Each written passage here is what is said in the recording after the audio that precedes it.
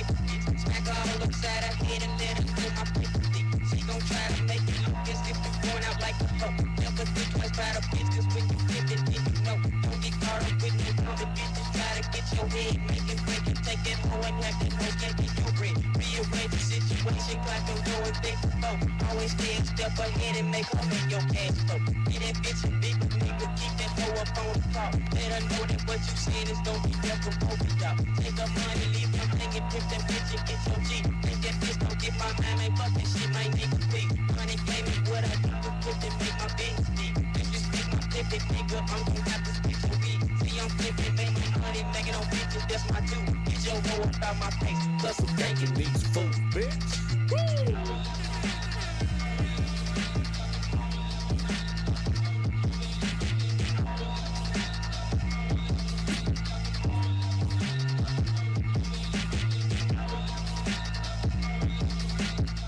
That is 211-187 by Hearst T. And, of course, we're looking at a screenshot from the Rodney King incident that, of course, caused riots in the 1990s. How you doing, folks? I am Abandoned Nihilism, a.k.a. the hardest motherfucker on Twitch, a.k.a. motherfucker needs a goddamn shower. What the fuck? Yeah, I haven't showered. I don't fucking care. Dropped my kid off, took care of the dog, smoked a little weed, had a really nasty, disgusting breakfast. This coffee is fucking puke.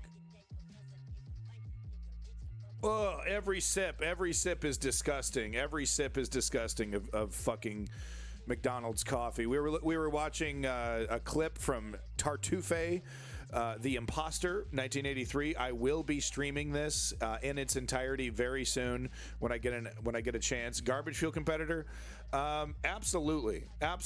I mean, you know, sometimes you'll get a garbage fuel, like I said, from a Krispy Kreme that can taste really sweet, you know. But this is consistently shit. You can expect this to taste like Dookie every single time, whereas garbage fuel, I mean, only once in a while does it taste like Dookie. You know, you don't want the dumpsters outside of, you know, the vet, you know, stuff like that.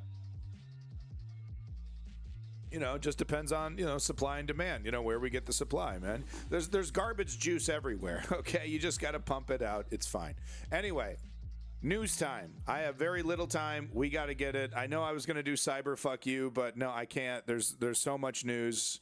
Welcome back, Chem Goblin #1 in the chat, and welcome back, Ponder Monkey with the D&D reference. You know your boy loves you D&D. I actually haven't played D&D proper, but I have, you know, there's so many video games inspired by D&D. Then, of course, you have the D&D games themselves, which, you know, vary in quality, but there's a couple bangers out there. There's a couple bangers out there. Baldur's Gate, looking at you, Baldur's Gate. Planescape Torment. Planescape Torment. Planescape Torment fucked me up, dude. When I was able to kill this suit of armor that had some kind of soul or something in it, and I was able to convince it to die and pass on just through conversation. I didn't have to touch it with a sword. It blew my mind. It was like a 25-minute dialogue tree. But at the end of it, the guy, he's like, yep, you're right. And then he just dies. The spirit disappears, and then the armor falls apart.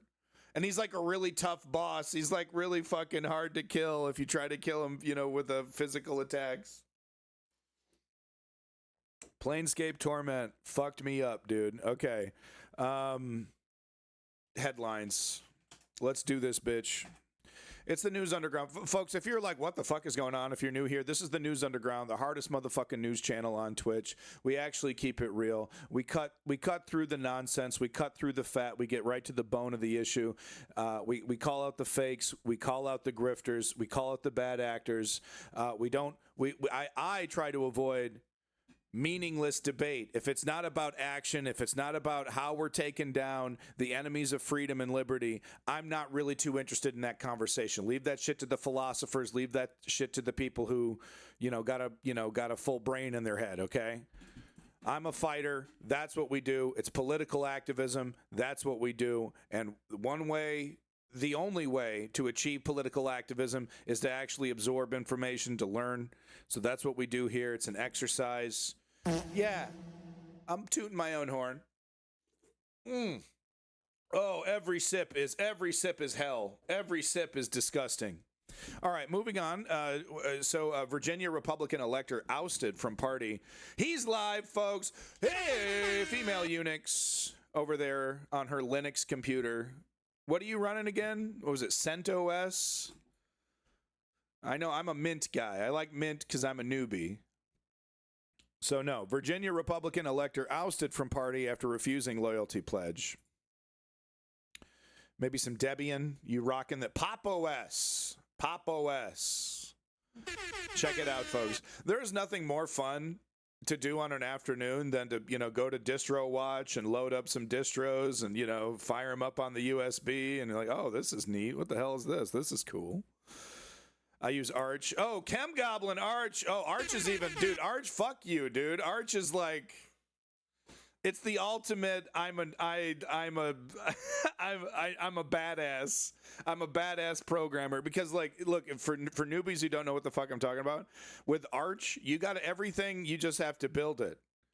Doesn't just open up to a command prompt, and you have to, if you want a UI, you have to install it. If you want Wi-Fi, you have to install it, etc., etc. You have to do almost everything manually.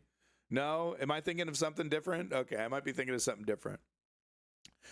So didn't pledge loyalty to Daddy Trump. Welcome back, Krilazanath, and thank you for keeping Gen2. Maybe it's Gen2.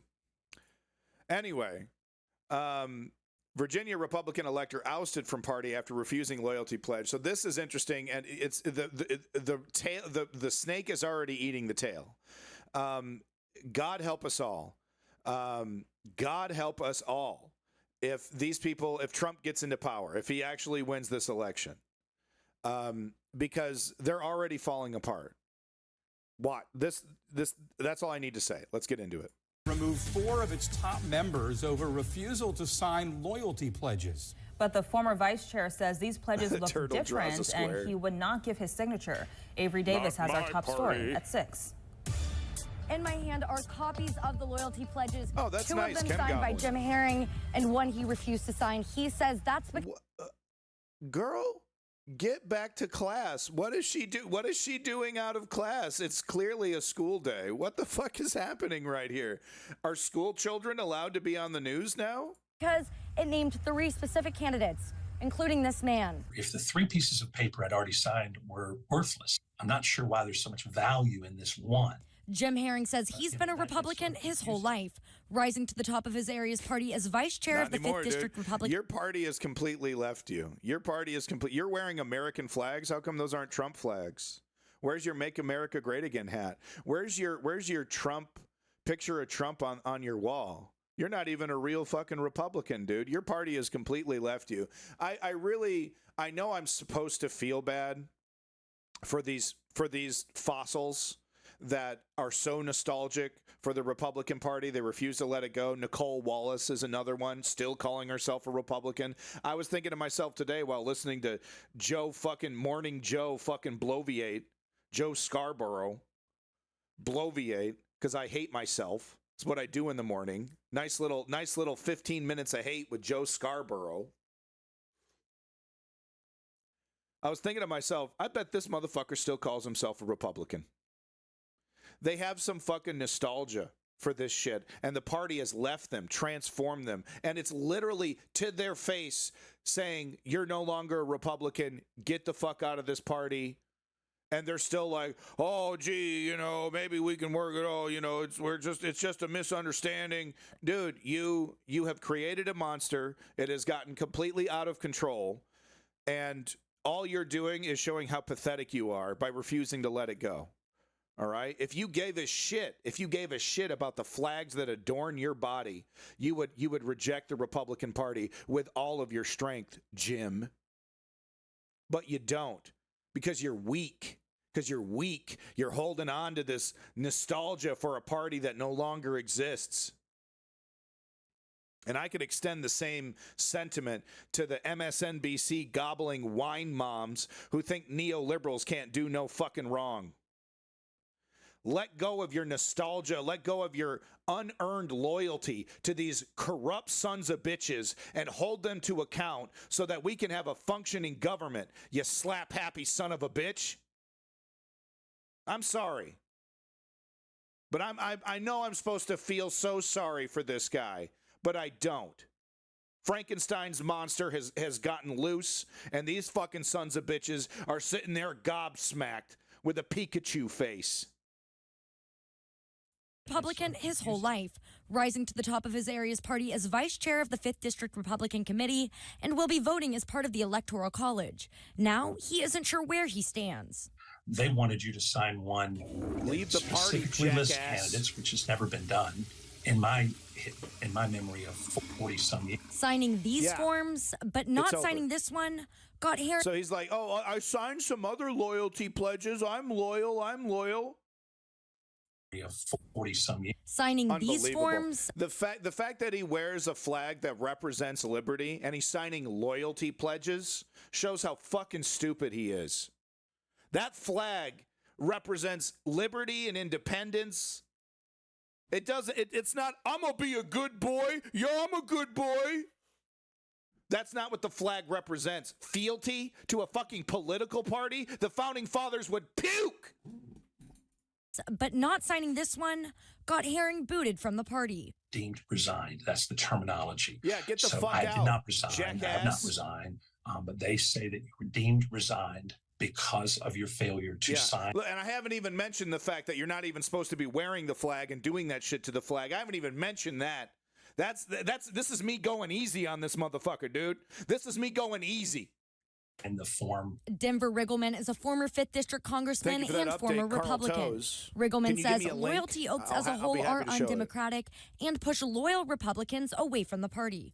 You have individuals like Jim who's out there, doing the Republican thing, supporting the party, and then you're forcing individuals to do some kind of loyalty oath. Riggleman says the party he once was a part of is putting their energy in the wrong places. I think it's sort of synonymous what's going on when crazy eats its own tail. When you have people that are completely loyal to Trump, and then now they're. I just want tax cuts for the rich. I didn't know we were going to do the mass deportation, death squads against liberals. I didn't. Project 2025 is full blown fascism. There's no way to argue around that. I didn't want this. This is exactly what you wanted. Fucking Rush Limbaugh and Newt Gingrich were talking about similar shit, hinting at it. All the all the respect, all the all the mutual disagreements, but still an understanding that we're here for the people. All that was first enthusiastically thrown away by the Republicans. Let's not forget Clinton, though, who said, hey, Clinton, who looked at the Republicans and said, hey, that's a good way to win. What if the Democrats were Republicans and they had a big blowout win once, and that's been the strategy ever since Clinton. Go to the right, go to the right, go to the right, and they're still doing it. Putting out loyalty pledges.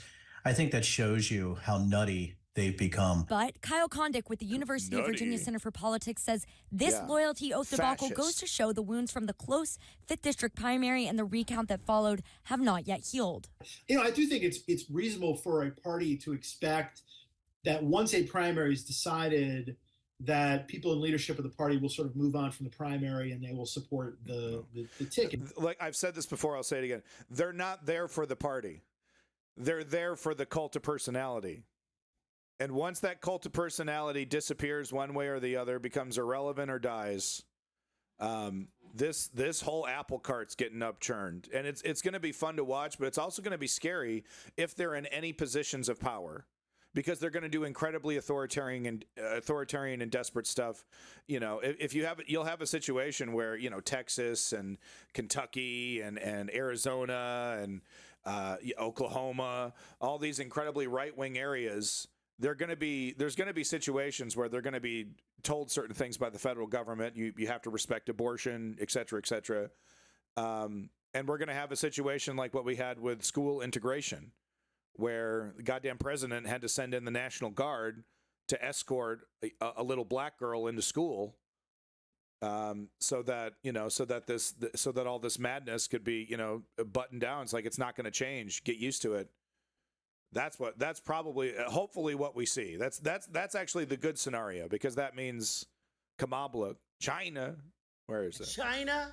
Kamala is in charge. Obviously, this is the West Virginia has been a really bill. heated situation. I think Jeff Ryer is chairman of Virginia's 1st District Republican Committee and among those behind the new loyalty pledges. In a statement to 29 News, Ryer says the loyalty pledges were sent in response to media reports that implied division within the 5th District Party and adhere to the party's guidelines. Ryer says the W situation, this is different. W was not a cult of personality. After 9/11, he had a big boost. There was a big thing, patriotic, but it never turned into the cult of Bush. The Trump thing is different, Like former Congressman Riggleman, those not supporting the nominees might call themselves Republicans, but they are not entitled to leadership positions. Avery Davis, 29 News. Isn't that cute? Isn't that adorable? Oh, that's adorable. All right, moving on. We got to keep it snappy here. You've heard all my comments. So more terrible news for women's liberty in Texas. What's most interesting about this, to me, about Texas? House introduces a resolution to not recognize illegitimate presidential election. What? Another meaningless resolution that's going to go nowhere? Wow. They're really doubling down. During a special session on Sunday, several West Virginia delegates introduced a resolution requesting that the state legislature not recognize an illegitimate presidential election. So thank you, female eunuchs, for showing this is exactly what I'm talking about. With any gasp, any ability, right? Because they, in some of these places, probably in this one, West Virginia here, they have like complete control. The local Senate, the local Supreme Court, the local Congress, the governor, the mayor, all of them, the courts are packed. The judges are all Republican.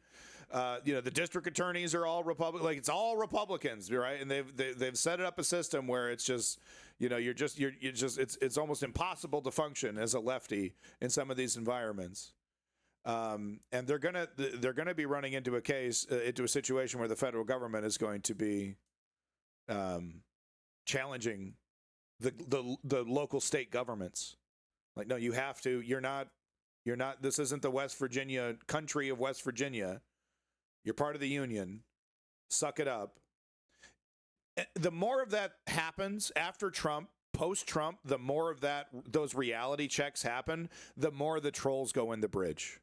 It's the deep state. It's the deep state. Oh yeah, it's conspiracy. It's CIA. It's the gay frogs. Oh, blah, blah, blah. Right? Whatever excuse, the stupids. You'll never convince them, of the legitimate reasons. Doesn't matter. They go back into political irrelevancy, which is the best case scenario. You're not going to fact check the stupidity out of these people. Okay?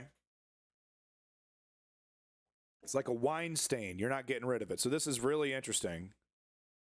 Resolution continues by saying that all these fucking Republicans voted for it.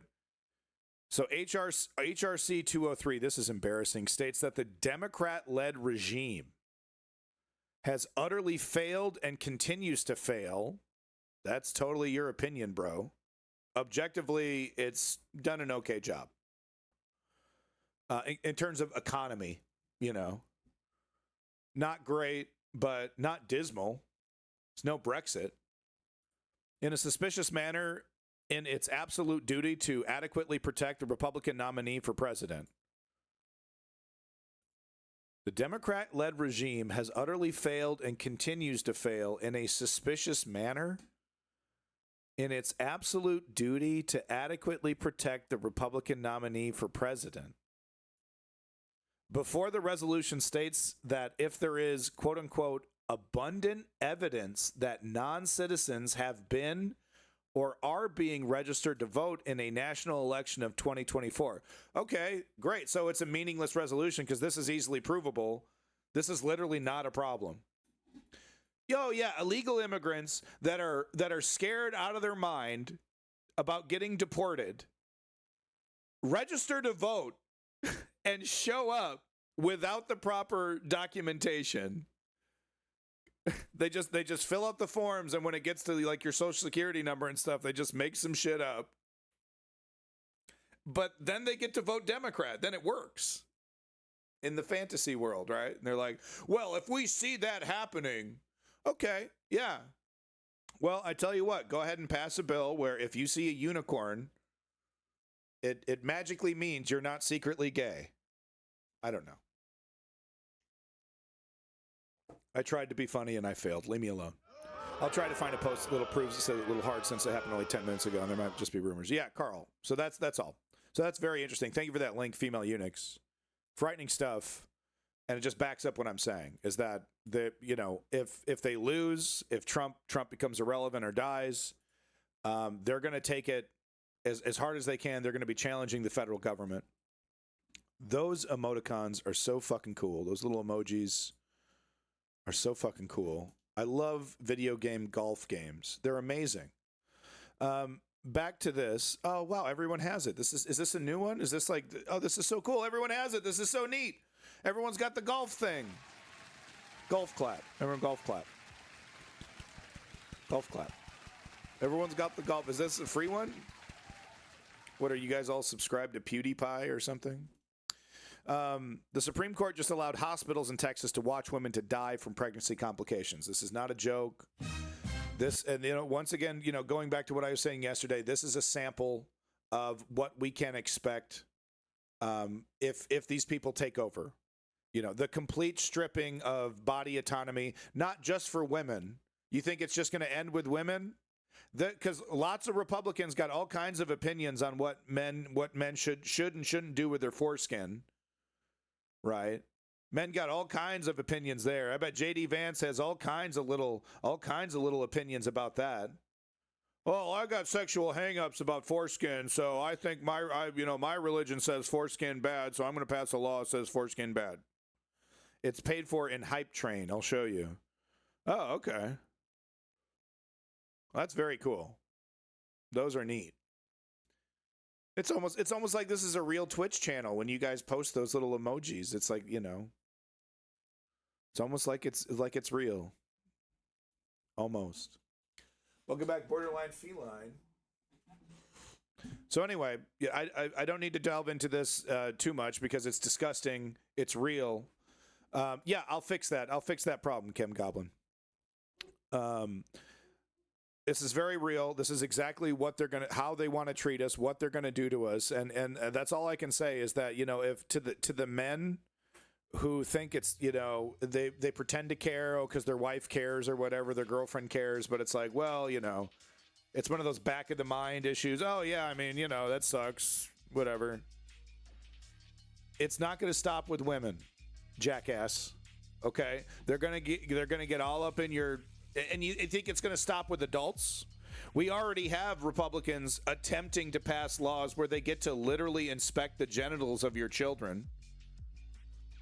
I just reported on a story yesterday where the school they had to install a genderless bathroom, right? A unisex bathroom for other sex children and teenagers and adolescents. And they put a fucking window directly in from the hallway. You're standing in the hallway, and you can see inside to the stalls where people are pooping.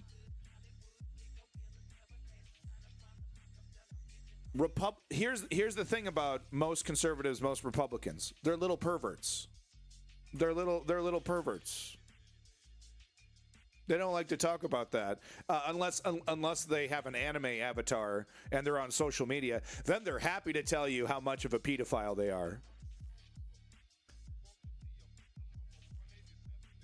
When a pedo priest is busted, who do you think he votes for? If he votes at all. Moving on. This is disgusting. It's not going... Okay, hold on. Before I move on, the thing that I do want to talk about, and the reason why I have this up on Reddit, is because they can't... The citizens of Texas, get this. The citizens they've set it up, the incredibly right-wing government, I don't know if this was Abbott or before Abbott, but the incredible right-wing government of Texas has set up a system where the citizens are not allowed to do a referendum on this. The only way for this to change in Texas, for these laws to change, is if a representative brings it forward. And of course, the representative needs a majority or something, right? So it's immediately squashed. So there are a few liberals that are in Texas that are trying to bring this stuff forward, but it can't even be brought up or deliberated or voted on. It can't even be voted on unless the right-wing majority says it's okay. So people are totally screwed in Texas. There's no way to change this right now.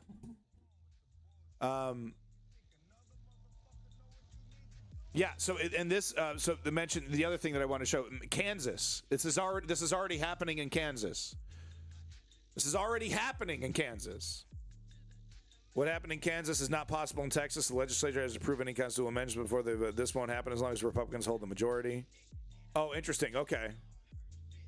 So this article gets into it by the Texas Standard. The reason Texans can't vote on abortion and weed. The legislature could give us a chance if it wanted. So this is what they want to set up. This isn't democracy anymore in Texas. Democracy, it's a facsimile. Sorry, facsimile. I always say facsimile. I don't know why, because I'm an idiot.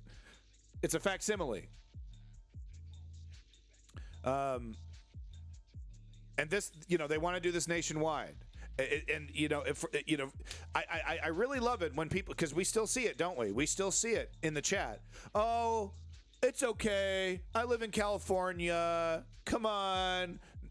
Not that big a deal. No, guys, these are nationwide bans.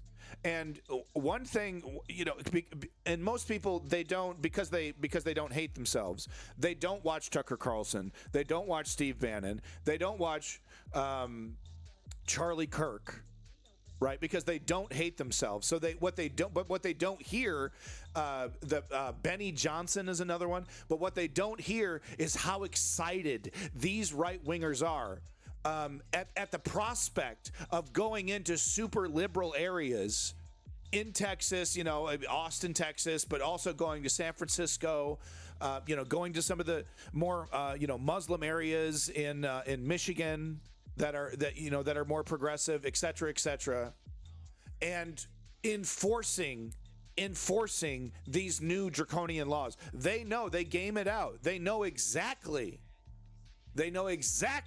where this is going to lead. When they talk about the world's largest mass deportation, they know that means black bagging sons of bitches and fucking vans and throwing whole family, kicking down the doors and throwing whole families into buses and vans. They want to be there to live stream it.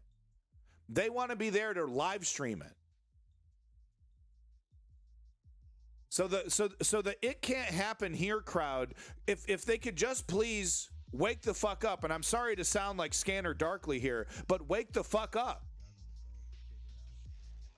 They're set, you think they're going to pass? You think they're going to do a Joe Biden with the Supreme Court right now, where the Supreme Court says, "Okay, Joe Biden, you're actually technically a king. You can do whatever the hell you want." And Joe Biden goes, "Out of principle, I'm not going to touch those powers." And hey, that's great. Do you think the Republicans are going to extend that same courtesy? Come the fuck on. Come the fuck on. Welcome back. You're tubing. But no, there will be resistance. There will be violent resistance. Some of the mission in San Francisco is not going to go down quietly, and they know it. Benny Johnson knows it. Charlie Kirk knows it. They get a big smile on their face where they go, I know, they're going to resist. They're going to hate it. We're going to start teaching the Bible in their schools, and there's nothing they can do about it. They get a big smile talking about it. Yeah, we're going to have cops force liberals to do things. Yeah.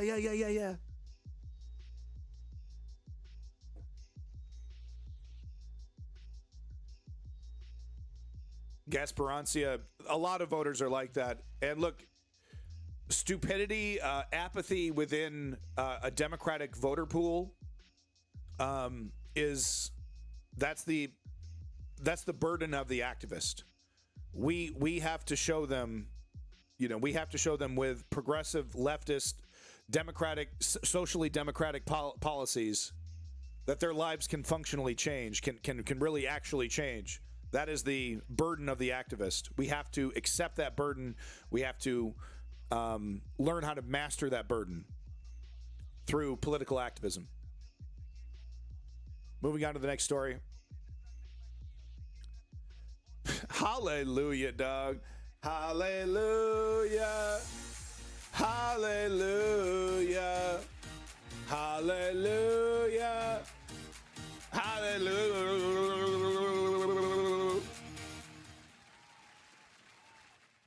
Welcome back, Simply Steve. InfoWars, Free Speech Systems Media Holdings, filing for bankruptcy. All right. Are we all smiling? Are we all happy? Are we all happy now? Okay, here's the bad news. We know some right-wing fucking oligarch is going to buy this shit up, and with a big grin on his face, we're going to see Alex Jones back in front of a camera at InfoWars. We know that's what's going to happen, right? Elon Musk, hey, he might scoop it up, right? If it's a good deal.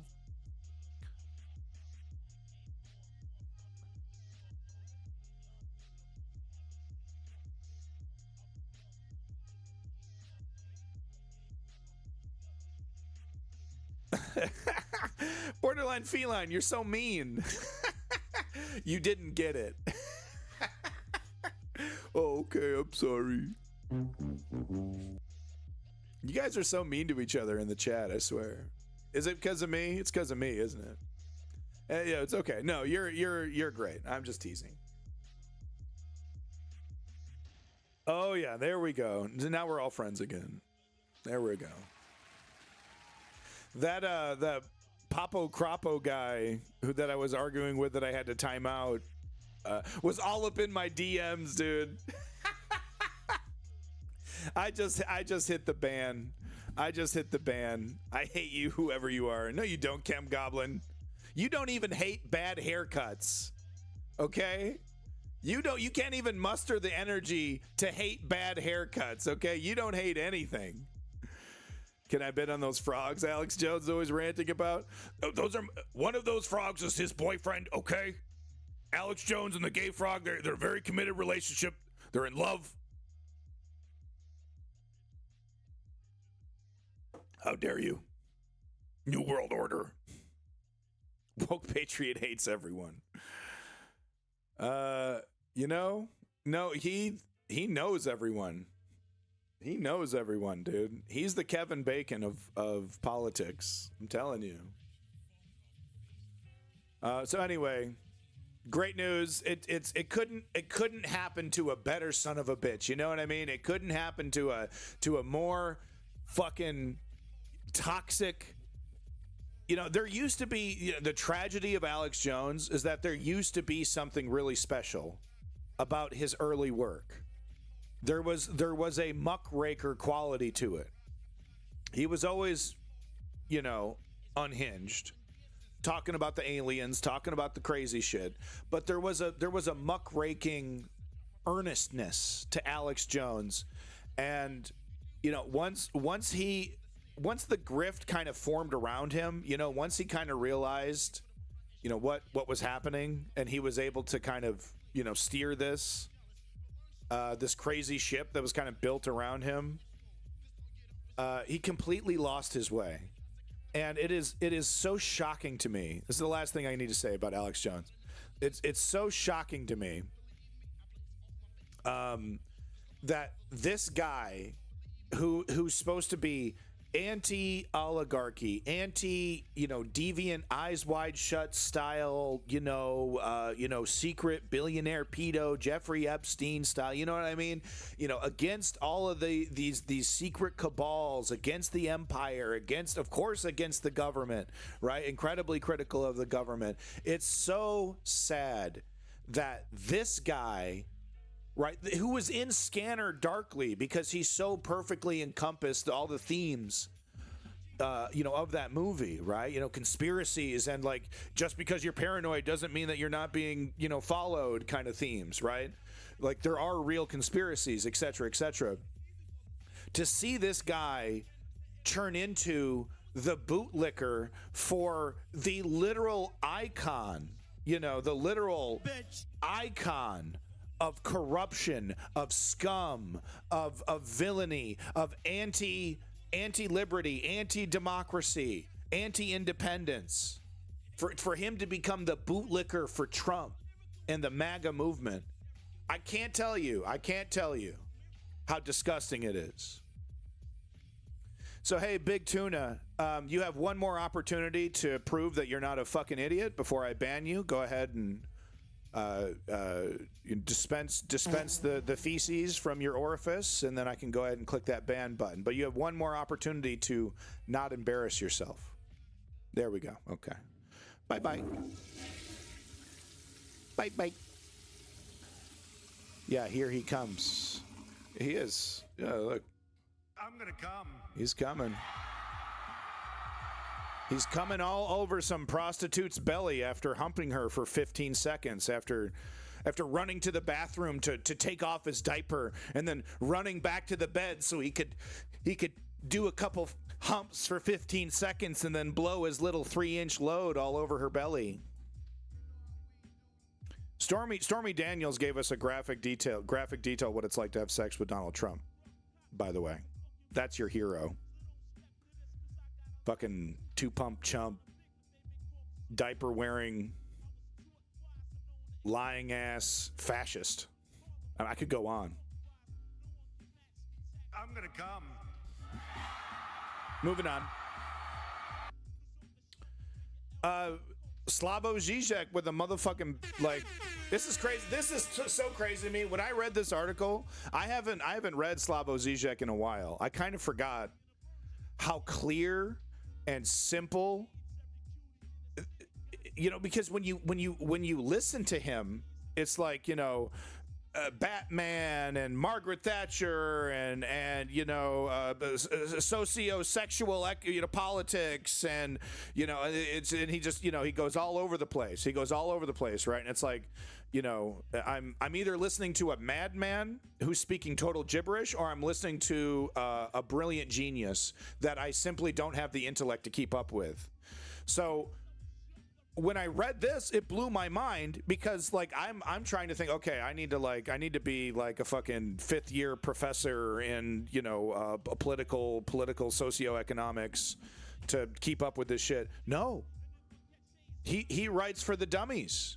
I'm literally going to read this whole article. It's a very small little article about Ukraine, and what shocked me was how succinct and simple and to the point Slavoj Žižek is when you're reading him, not when you're watching an interview. Shut the fuck. Okay, let's get to it. So I'm really gonna hunker down and try to read this properly without being a jackass here. So I'm gonna try to have some respect for this material. So Slavoj Žižek writing on October 2nd, 2024. Putin's Ukraine magic.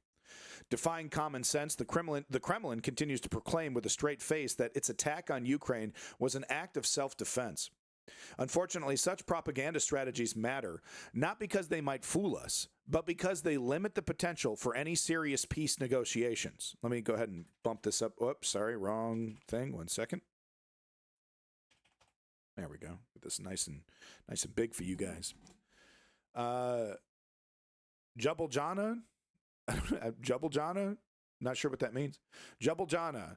I sometimes listen to podcasts about the secrets behind the best-known magic tricks, the 3-shell game, mentalism, levitation.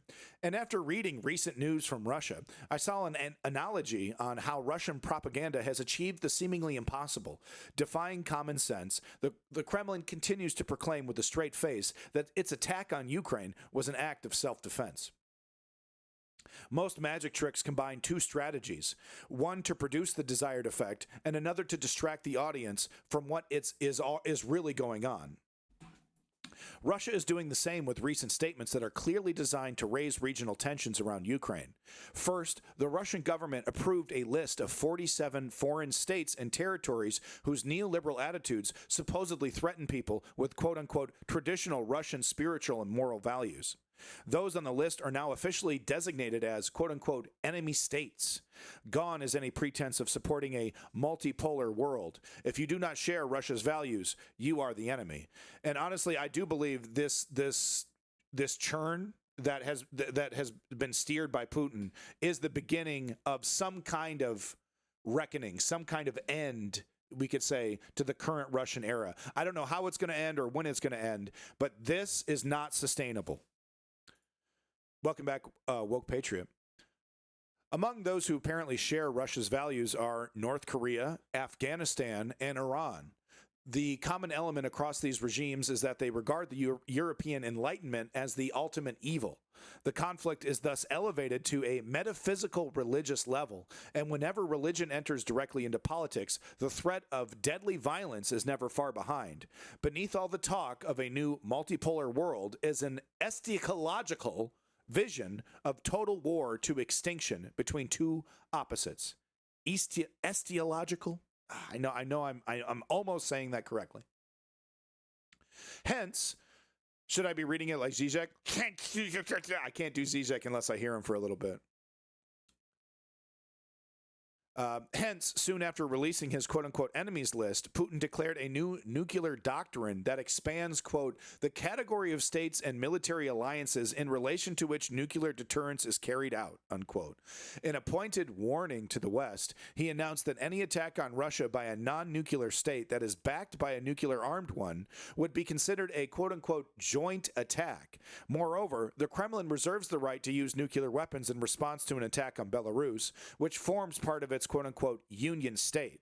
In other words, any case where the enemy quote-unquote creates critical danger to our sovereignty, quote unquote, is a potential casus belli for a nuclear conflict.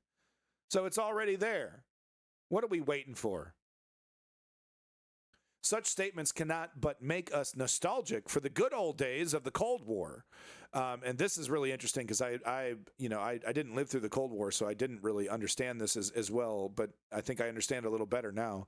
But this is great. Such statements cannot but make us nostalgic for the good old days of the Cold War, when both sides wisely avoided direct nuclear threats and announced that they would use nuclear arms only in response to a nuclear strike by the other side. So even at the height of the Cold War, everyone's like building bunkers and everything. There was still, no side was like, we're going to use nukes and you better watch out. We're going to do it. It was all language of, we're only going to use nukes if someone uses it against us. And that was like the consistent buzz throughout. So we're already like kind of in terms of rhetoric well beyond the Cold War, which is frightening.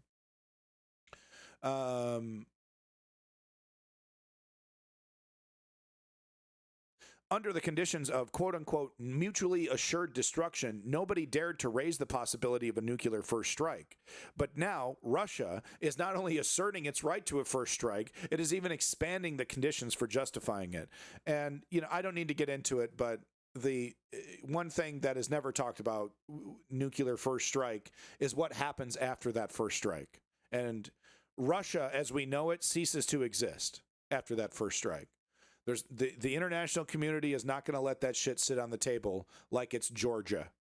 All right. Well, that's that's unfortunate. We don't like that, but we also don't care enough to, it's not like Georgia is a very important ally, so we're not really going to come to its rescue. No.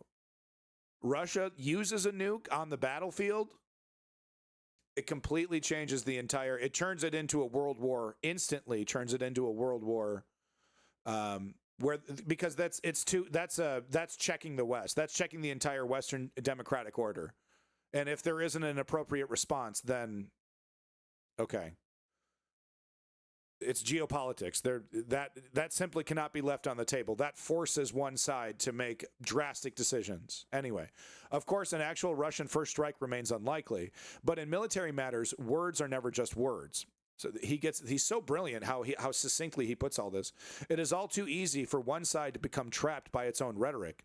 After thousands of pagers exploded in Lebanon, Iran's delegate to the United Nations said that Israel had again crossed a red line. But at a time when red lines are being crossed regularly, such statements can only make the situation more dangerous. After all, there must be red lines somewhere, but they may not be well understood, implying that we will not know where they lie until they have been crossed. Almost done. It's almost done, folks. The obvious response to Putin is that he is the one who crossed the red line by issuing nuclear threats. Obviously. Right? The gaslighters do a really good job of making you feel stupid, making you feel crazy, right? But that's the cold, honest, hard truth. The obvious response to Putin is that he is the one who crossed the red line by issuing nuclear threats. Russia's not defending itself by invading Ukraine. You're not crazy. Like those commentators who see the ongoing Russia-Ukraine war as a proxy war between Russia and NATO, he would have us believe that Russia was attacked first. Can this be true? Israel would say that it's just acting in self-defense in Gaza, the West Bank, in Lebanon, but say that it is just acting... I'm sorry. Israel would say that it is just acting in self-defense in Gaza, the West Bank, and Lebanon, but much is writing on how one defines self here. If I occupy, and he's a genius, folks, because it really is this simple. And I talk about this all the time, how the enemies of peace intentionally complicate arguments, intentionally make situations more complicated than they need to be. But it is just this simple. Listen, if I occupy territory that is not mine and then proclaim it mine, like the West Bank or parts of Ukraine, and if the people who live there resist me, am I acting in self-defense when I crush them? No. No. You don't get to say, but Hamas, and then murder 10,000 children. And, it's actually all good. We were there first. This is the entire international order. This is like the fucking foundation of international law. Put so succinctly, put so simply. The gaslighters do such a good job, right? It's like, no, I'm not crazy. Knowing what is and isn't right and wrong is actually essential to knowing who you are and what you believe in. So as simple as this is, maybe you're all doing a yeah, duh. It's actually important because with moral clarity, you can fight and die knowing you are doing the right thing. It's essential. It's essential when you're fighting against the empire, when you're fighting against the forces that want to destroy you. To know what you are, to know what is right and wrong, to know where you stand. This brings us back to the magician strategies of Russian state propaganda. By accusing his opponents of what he is already doing, Putin wants to divert attention from the fact that he has stolen land and declared it his own. Israel could be applied to this as well. If you accept that Crimea, Donbass, and any other area with quote-unquote traditional Russian values, perhaps the Baltic countries or Moldova, literally any, they would say any Russian-speaking area, is being threatened, or that the Ukrainian nation is some fanciful modern construct, and that's another excuse they're making. Oh, this is kind of a brand new thing. You have fallen for Putin's trick. We're almost done. Understanding Putin's sleight of hand matters for the near term because his combination of propaganda strategies has rendered rational peace negotiations practically impossible. When the terms of negotiation have been falsified from the outset, when what progress can be made, right from the very beginning, it's on a dishonest, shaky ground.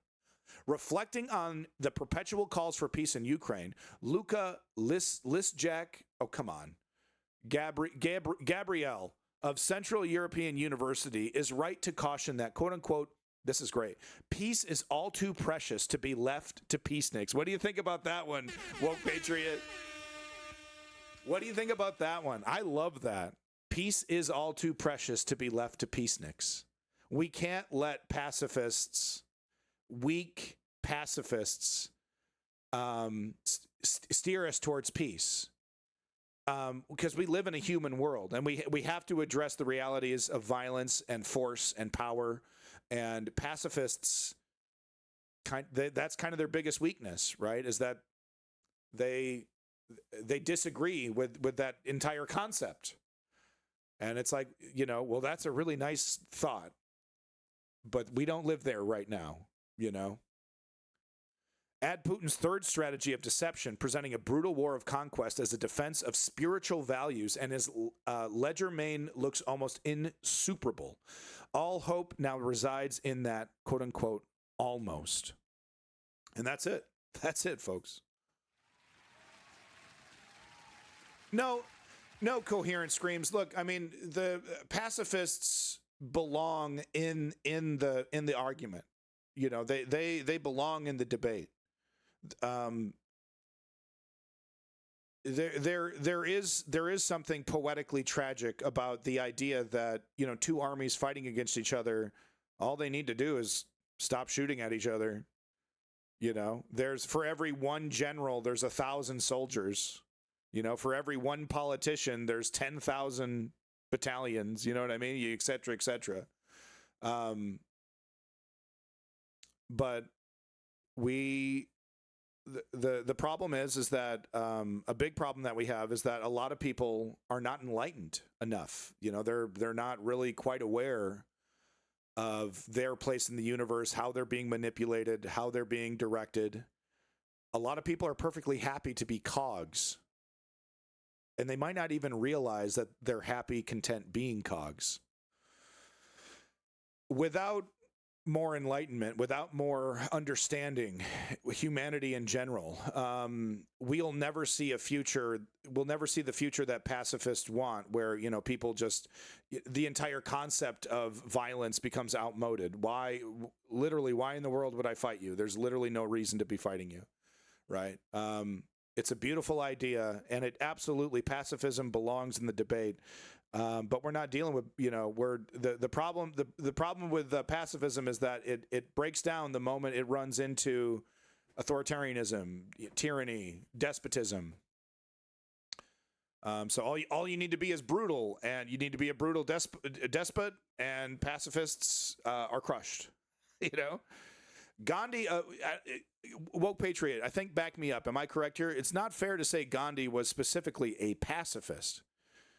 It was like violent resistance, aggressive resistance, something like that. But Gandhi represents, and I talk about Gandhi and Gandhi's, how Gandhi protested, when talking about the Palestinians, because I do believe at this stage the only way forward is to drop the weapons, put down all the rockets, put down all the guns. Reject Hamas, reject anybody that, that dares, try to use violence at this point, but still continue to resist, just non-violently. Yeah. Passive resistance is 100% different than pacifism. Yeah. So, okay. As long as we're all in agreement there. So anyway, I hope you enjoyed that article by Slavoj Žižek. I found it fascinating. It's really good stuff. I put the link in the chat if you want it. Moving on to the next story here. Drone boat blast. So if you stuck around long enough, this is why. Sea blitz, horror moment, desperate armed guards on tanker open fire on bomb-laden Houthi drone boat before it smashes into hull. So this has got to be just total. Pacifist is a broad term, but Gandhi was most definitely a pacifist. Okay. Civil disobedience. So there's different definitions, because Gandhi didn't say just give up, lie down, and let them win. He said, put your body in front of the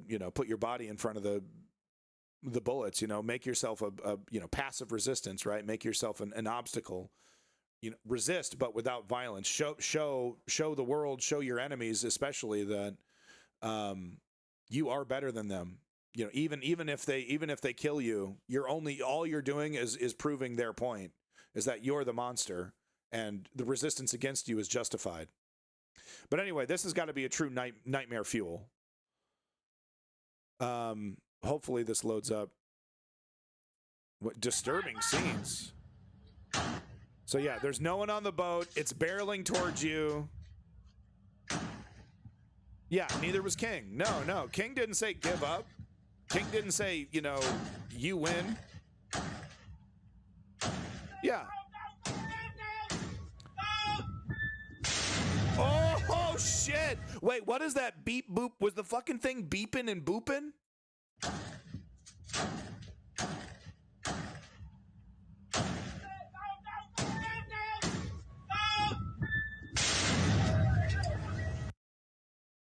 No way. Did that thing make a little music? Ding, dong, ding, and then blow up? That's got to be something else. That's just timed perfectly. That's got to be something completely different. That's got to be something else, right? I think that was the sound of a door. Yeah, that's got to be something on the ship doing that, right? No way, dude. By the way, I don't support the Houthis. I don't support terrorism. I'm not Hassan. I don't think this is cute. I don't think this is productive. I don't think this helps the Palestinians. Okay, just want you to know. But you know, this is crazy footage, so I'm reacting to it. But I just want you to know where I stand. Yeah, man. I mean, aren't these guys supposed to be trained? Okay, look, you're missing the boat. You're missing it when it's like way the hell out there. Okay, no problem. But homie, you're missing it when you can see the decals off the fucking thing.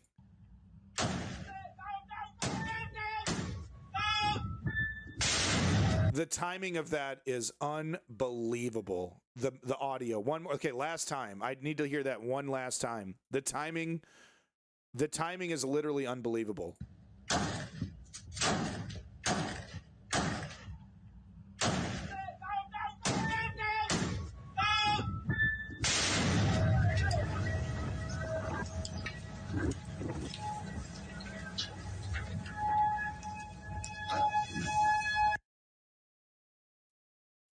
Wait a minute. Is that the editor? Was that the editor adding that little music note?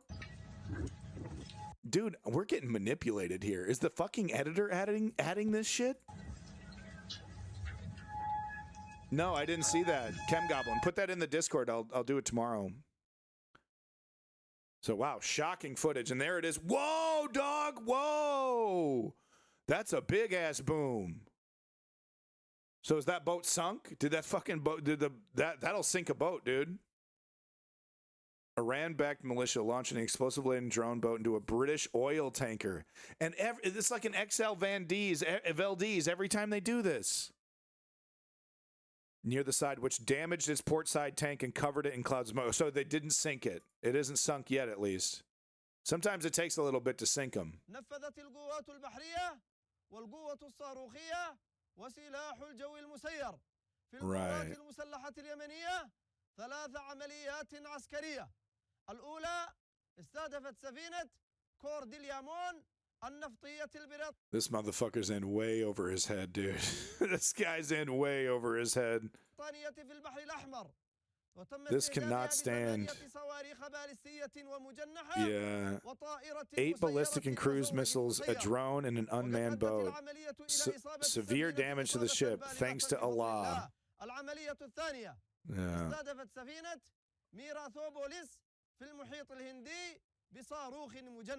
So what's really interesting to me about this whole situation is that, you know, people who have been studying the Middle East have, you know, talked about these different scenarios, you know, like, oh, well, the Iranians, you know, they have the Strait of Hormuz and they have all these missiles and pointed at Israel, and you know they're ready to go. Like, you know, it's a ticking time bomb, but you know the Middle East is going to surprise you. The Middle East is going to surprise you.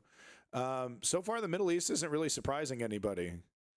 It's some piddly ass bullshit, and you know, like, these little sons of bitches here, you know, in his cute little outfit here is going to get a lot of people fucking killed, man. You're poking a tiger. You're poking a tiger, and let me tell you, Western democracies don't give a shit about brown Arab people. I'm just speaking the truth here. I care about brown Arab people. I have all kinds of problems with the military-industrial complex and how it handles things. The military-industrial complex of the United States, assisted by the UK, doesn't give a shit. They'll blow your ass up, man. They'll blow your whole fucking shit up. Everything. I bet Bibi is like, yeah, let me go in there. I don't know. Who knows?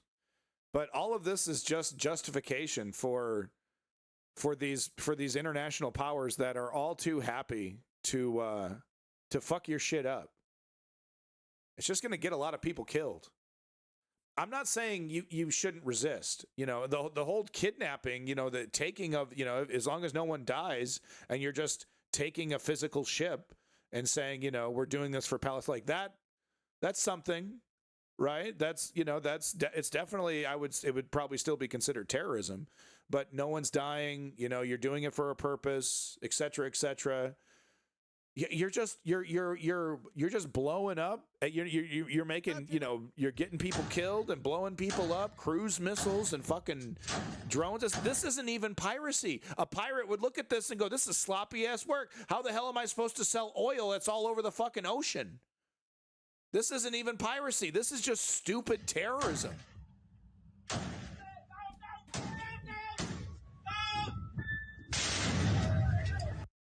Anyway, that's my comments on the situation. The Houthis need to stop this, and guys like this are going to get a lot of people killed.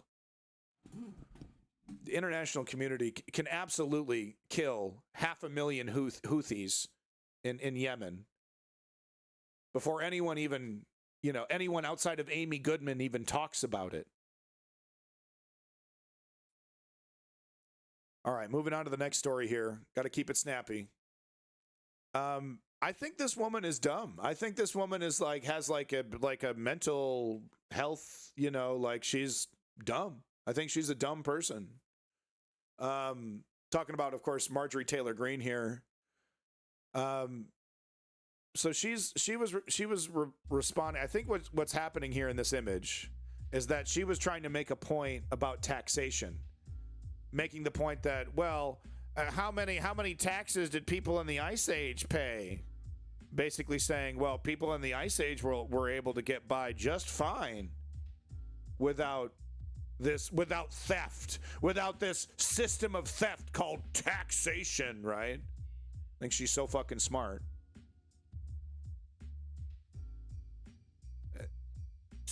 It's like, you're going to need 40 minutes just to respond to the fact that how different the situation was in the Ice Age. It's such a dumb statement. Right? It's like, whoa. Well, I mean, you don't actually mean that, right? You're like, it makes you want to look around for does she have some kind of medical staff that monitors this woman? Welcome back to the big room. Nice, perfectly timed with those emojis. I gotta fix that, get that back on the screen. We know when America was great. We now know when America was great. Exactly, the Ice Age. Nice one. That's clever, Ponder Monkey. You're a clever guy. Should ask Chuck Grassley. He was alive then. Whoa, you guys are killing it. Whoa. 2 in a row. So this is a pretty good burn by this person on Twitter who, for some goddamn reason, they think it's wise to give Elon Musk money. Marge should know how much they paid since she was born in that era. Get 'em! Never required hunters to share their skills. Yeah, exactly. Female eunuchs. Yeah. Yeah, there wasn't any kind of barter happening. It was just libertarianism. Everyone was their own individual, doing everything on their own. Supermen and women. Yeah, I know the photo comparison. Yeah, woke patriot. She's so smart. She's so clever, right? I think she's mentally ill. I think she has a medical problem.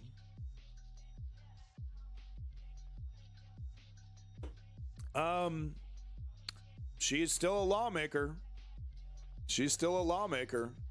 And she's doing everything she can to, these fake investigations, these fake impeachments, trying to make sure the budget is not passed. So, no, she's still a danger to democracy. Anyway, moving on. Just wanted to point that out. I think that woman is mentally ill. Okay, so we got to get to the hurricane stuff here because the hurricane,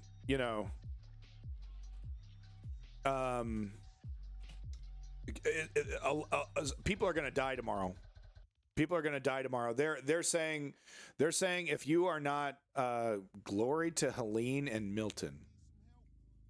Glory. Why would you say that, Yeager? There's like over 200 people drowned. Their lungs are filled with fucking mud and sand. Surely, come on, Yeager. What the fuck are you talking about? Glory? What? Come on, man. I don't mean to call you out like that, but what the fuck are we doing here?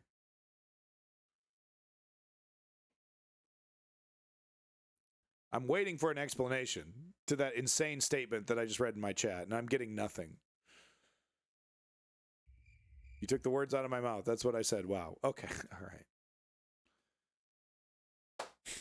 I don't know. If I were to say glory to the forest fire that is burning the homes, would you assume that I am sad for people? It was a synchronicity moment. Okay. Okay. You're fine. I got a hair trigger, boy. I got a hair fucking trigger. Okay. But no, serious shit here.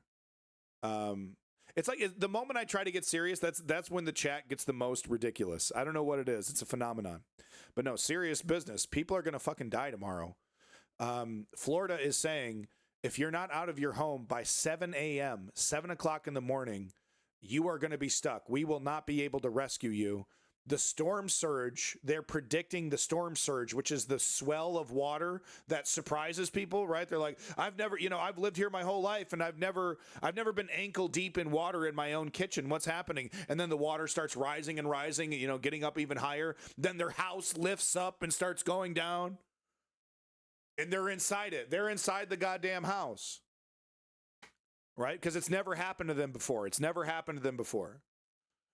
So that storm surge is predicted to be unbelievable. It's this hurricane. It's historic on multiple levels. I got lots of links to prove it. So this is serious business. This is serious, big time. If you live in Florida, if you have friends and family in Florida, if you know anybody that's like, I'm going to wait it out. Tell them, for the love of God, get the hell out of there. It's so important they got Tapper Jake reporting on the fucking weather. Okay?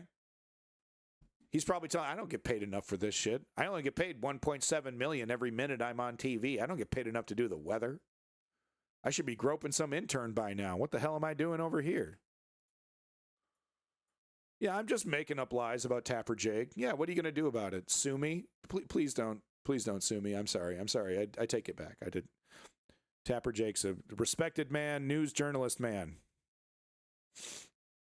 Puked a little bit saying that. Breaking news, a brand new forecast just in moments ago for Hurricane Milton, which is heading right towards Florida. Leon, we got people.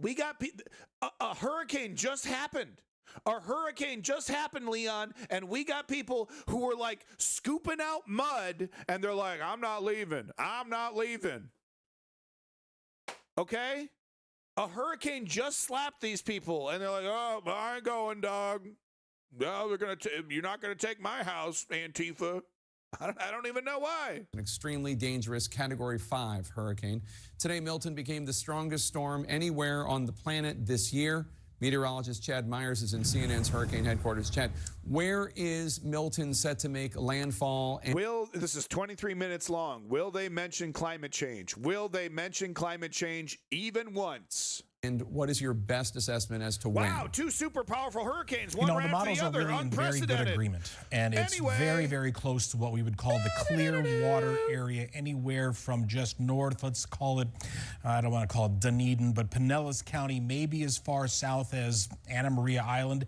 But here's what happened at this hour. The 5 o'clock advisory is now in up to 180 miles per hour. Now, there is a Hurricane Hunter aircraft. So that's the kind of weather that churns this object, this empty soda can, into a deadly object that will sever the top of your scalp. Okay? Nails get pulled out of boards and then become projectiles, right? You know, after these kind of weather events, you'll see, you know, regular household objects stuck into trees. Okay? On the way to make sure. Deadly. But it was 175 when they last left, and the storm hasn't lost any intensity. And in fact, it's forecast, Jake, to get to 185 after midnight tonight. And then make landfall either as a Category 4 or a Category 3 very close to Tampa. When Helene hit the area, I know it went north of there, but the surge in Tampa Bay was 6 to 7 feet. The forecast surge in Tampa itself is now 10 to 15 feet. So it was 7 feet last hurricane, a couple days ago. 7 feet. They're predicting 10 or 15. Okay? Feet. I am 6 feet tall. So we're talking about getting high, touching my second floor of my townhouse here. And let me tell you, anything underneath that, I don't care how strong your cement foundation is. So I talked to a guy today who said, hey, man, I had 6 feet of water in my house. And I went, ugh, that's not good, because 6 is now going to be 10 or 15. So that house may not be there anymore. Dude, this is really, really a deadly storm that people are going to need to get away. If your local county emergency manager says you need to evacuate, now is the time. Unlike the storm that Ian, that kind of turned into Fort Myers, we have time this time. You have time to find some place to shelter. And it is going to be obviously for the record books, but we've never had a stronger storm, obviously, in the Gulf of Mexico in the past couple of decades. The last storm to make landfall close to Tampa was 102 years ago. The last major hurricane didn't have a name, but that was 1921. Right, climate change, This is a devastating event. People need to take precautions. You need to tell your relatives, hey, Uncle Joe, you need to get out of there. They told you to leave. It's time. You have to go somewhere. You don't have to go to North Carolina. You have to go somewhere. You should go somewhere and maybe watch The Inconvenient Truth, right? No, we're not doing that. No. Oh, okay. No. Too much, right? I'm rubbing it in. Okay, I'm sorry. I'm rubbing it in. Away from that surge, away from that water, Jake. All right, Chad Myers, thank you so much. The race to get ready comes as many areas in the storm's path we got are Wolf still on reeling this. from Hurricane We got Wolf Helene. on this. CNN's Brian Todd is on the story. All right, Brian Todd's on the story. In Pinellas Park, Florida, just across the bay from Tampa, residents use large pails to fill as many sandbags as they can. Hurricane Milton, which has already exploded into a Category 5 storm, could hit the Tampa Bay area directly. It would be the first major hurricane to strike within 50 miles of Tampa in more than 100 years. Keep praying. Some residents in at least 6 counties told to evacuate. In Hillsborough County, the evacuation order is mandatory in some places. That means authorities cannot force people from their homes. But if you remain there, you could die. My men and women could die trying to rescue you. What makes this especially dangerous in places you're not gonna gish gallop the hurricane, okay? Because we know we know it's conservatives that are sticking around. Ain't nobody voting for Obama sticking around, okay? I'm sorry. Am I wrong? What do you want me to do? Drive around in a powerboat doing a political poll? You know I'm not wrong. The people sticking around are Trump voters. Come on. There is one clip I have. The guy definitely has a Trump flag. Come on. We all know. Nice shirt, by the way. Metal Gear. Yeah, prayer ain't going to do anything. Just be prepared to die by the sword, Floridians. But hey, don't worry. If you survive, though, Ron DeSantis has your back. Okay, don't you worry. Ron DeSantis is going to make sure that you are made whole, that the insurance companies aren't bending you over like that scene in Metal Gear Solid 4, where Solid Snake gets back into Metal Gear Rex and kicks the fucking ass of Metal Gear Ray. It was only designed to defeat Metal Gear Rex, except Otacon upgraded the software in 5 fucking seconds, and all of a sudden Metal Gear Rex was a force to be reckoned with. What are we talking about?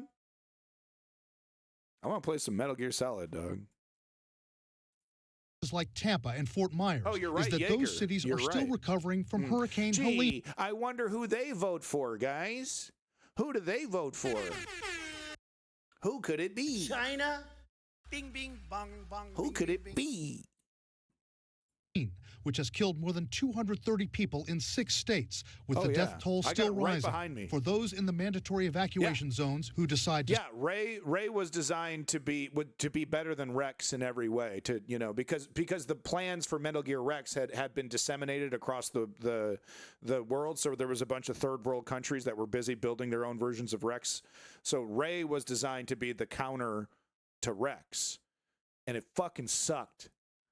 Fuck you, Metal Gear Ray. It's a pretty cool design. Metal Gear Solid 2 is pretty fucking awesome. Okay, what am I talking about? To stay put, Florida officials have a dire warning.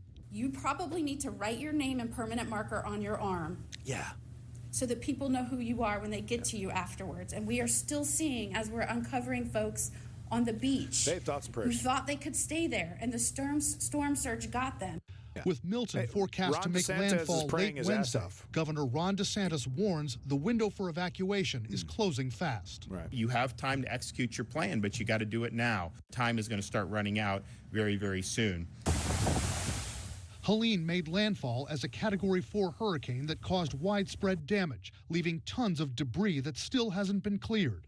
Debris that residents worry could still harm people if it starts flying around when Milton hits. The debris on the beach and whatever's going on is a little cause for concern because there is not enough time and not enough manpower to take everything and put it where it needs to be off the island. The international airports in Tampa and Orlando closing ahead of the storm. Tolls are being suspended on major highways throughout western and central Florida to help those evacuating. Governor DeSantis says the assets that Florida lent to North Carolina for Hurricane Helene have had to be brought back to Florida. But North Carolina is still dealing with the horrific aftermath of Helene.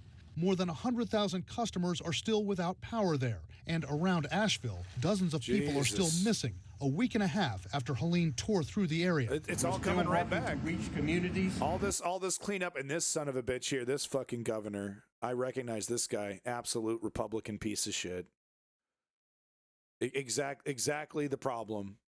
Who's gonna fuck over Floridians, right? Because you know what's gonna happen. Just like Hurricane Katrina, the buddies, the rich buddies of these guys, are gonna come in, buy up all these neighborhoods.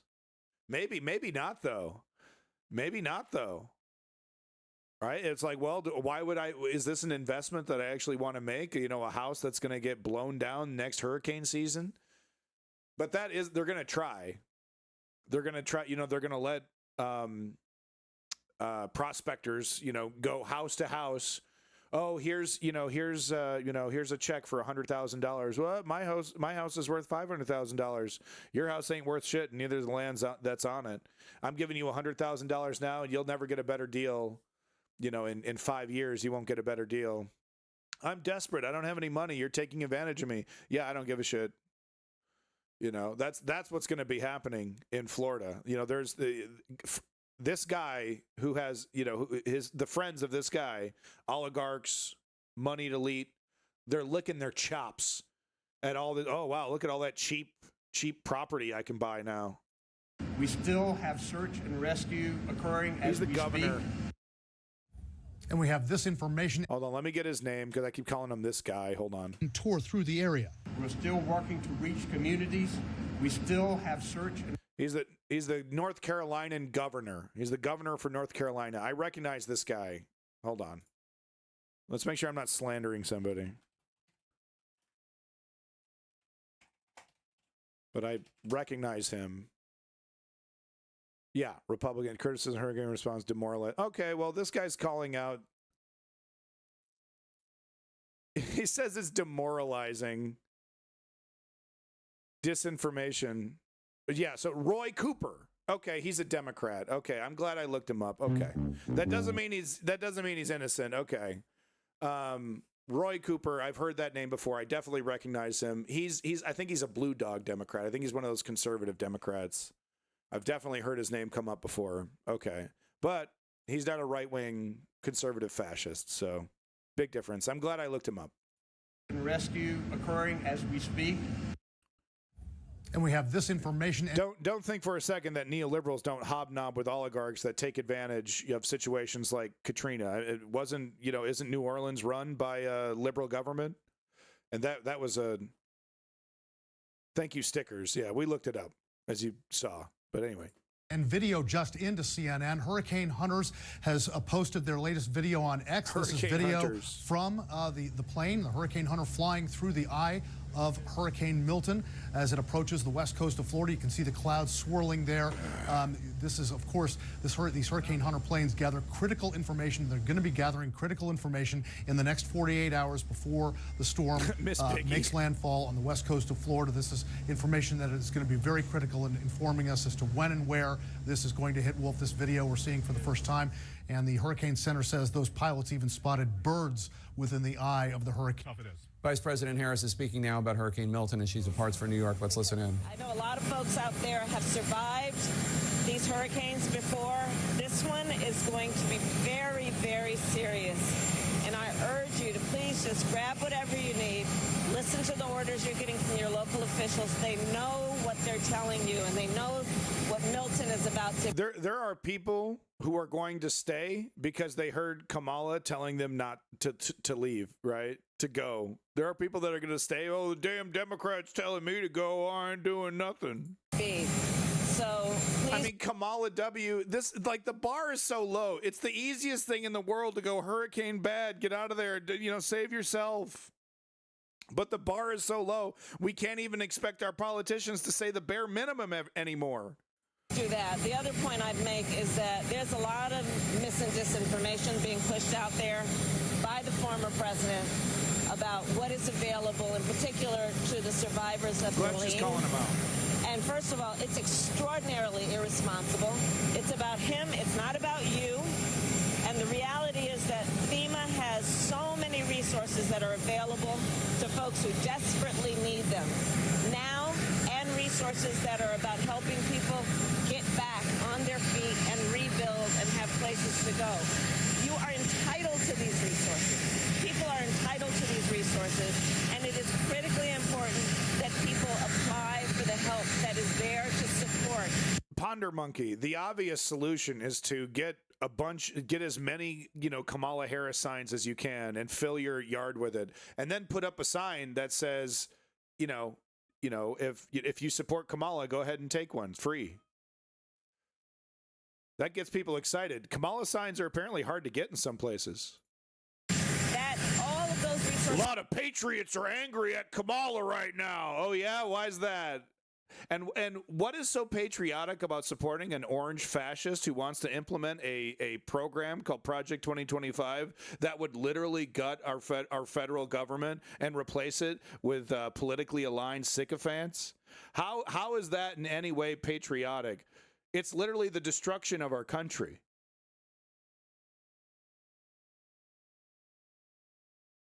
ICBM party. Yeah. Right. Answer the question. How the fuck is it patriotic to support an orange fascist who is literally promising to destroy this country and its democratic norms? Were created for just these kinds of moments. Yeah, there it is. Suck my dick, you piece of shit. Enjoy the ban list. You absolutely disgust me. You absolutely fucking disgust me. These fucking people. Oh, patriots across the nation are mad. That's what I was told to say by my favorite right-wing talking head. My favorite right-wing talking head said patriots across the nation are really disappointed with Kamala Harris. Okay, you fucking robot.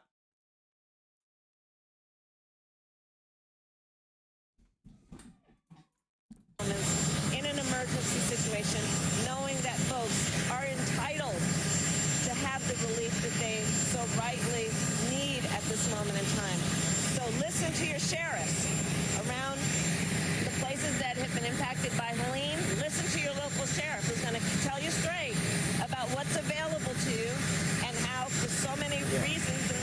look, you're either going or you're not. Okay. They're asking her a question. What's the question? NBC is reporting Governor DeSantis is ignoring your calls. Oh yeah. So we do need to talk about this. Governor DeSantis. I do have it queued up the article, but yeah, Governor DeSantis is apparently ignoring her calls. FEMA. It's so funny to me, talking about Alex Jones here, but I know I'm saying that a lot. I got to find a better phrase for it's so funny to me.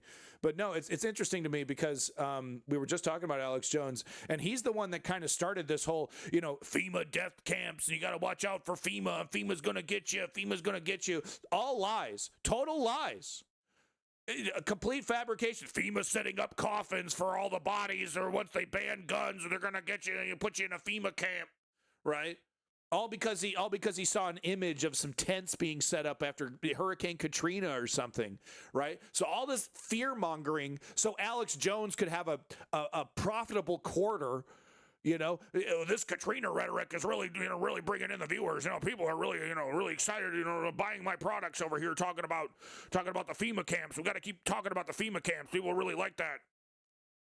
So this motherfucker's grifting operation has done untold damage. So, we have people who desperately need help, but a Republican politician finds it politically beneficial to talk shit about an institution that is desperately needed in his state.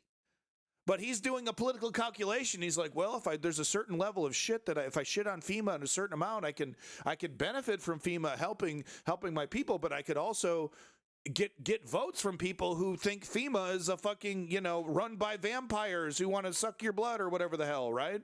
I can kind of play both sides here if I do it this way. It's unbelievable. The damage that certain liars and grifters, and I talk about this with Joe Rogan and ivermectin. How many fucking people did Joe Rogan get killed?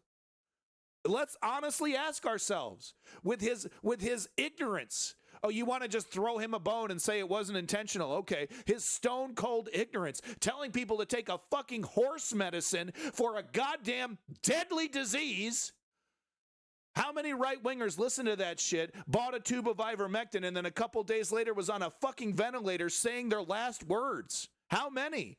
Certainly more than one.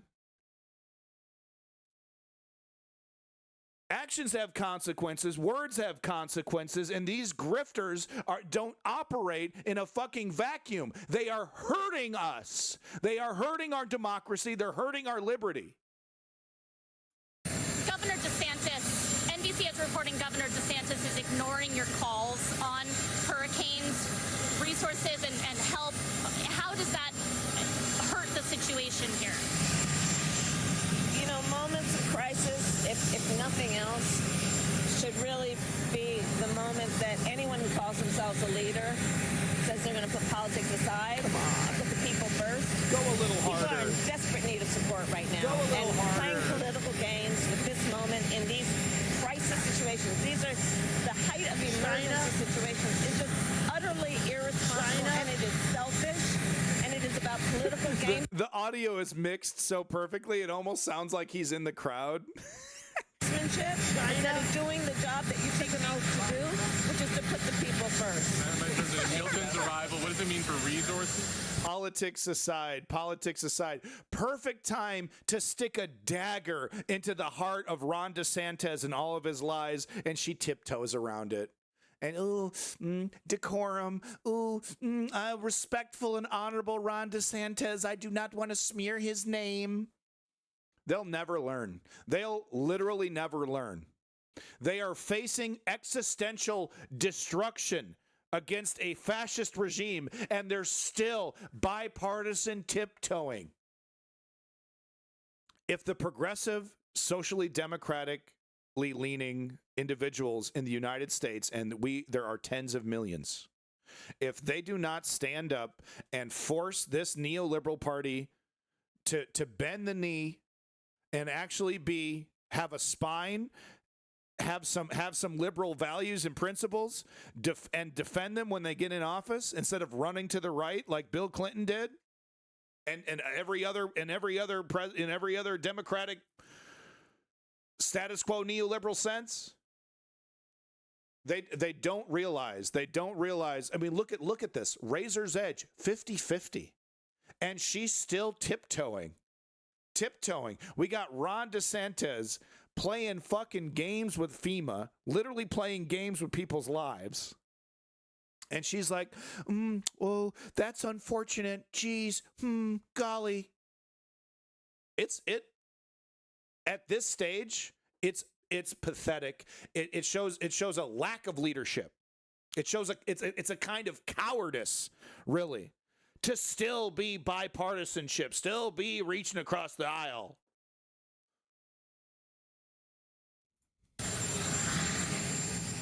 All right, Vice President Harris speaking on the tarmac at Joint Base Andrews in Maryland. Back with our breaking news about Hurricane Milton. Okay. Do I have to do this? Okay, so they talked to FEMA.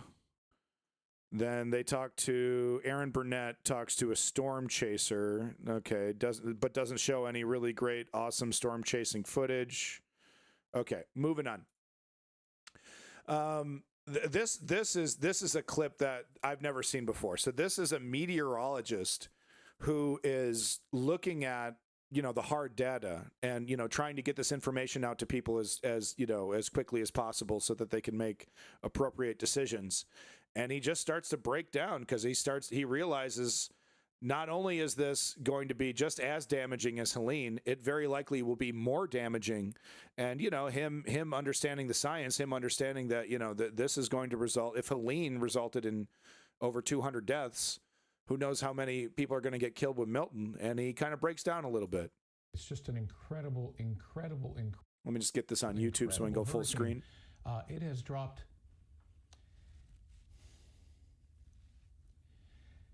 It has dropped 50 millibars in 10 hours. Wow. So I'm just going to, the volume was a little low, so I'm just going to turn it up. It's just an incredible video. hurricane. It has dropped.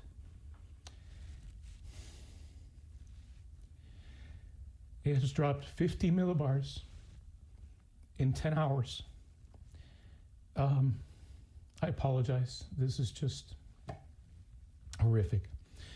Maximum sustained winds are 160 miles per hour, and it is just gaining strength in the Gulf of Mexico, where you can imagine the winds. I mean, the seas are just so incredibly hot.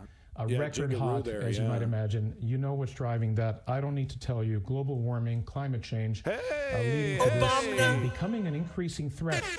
Oh, God, that is super loud. Oh, that is super loud. Sorry. Fuck. I'm sorry. I forget when I have to turn up really low. Okay, I can't use my soundboard when I have to. Okay, I'm so sorry. I just blasted you with Obama and the fucking air horn. I'm so sorry. For the Yucatan. Discord banned in Russia? Yo! That has to have something to do with the recruitment that they're going to have to be doing, because there's going to be resistance to it, and Discord, is a great way to do it. I don't know why more activist groups don't use, video game MMORPGs and, like Toontown and other, kind of social, video game social spaces for their organizing.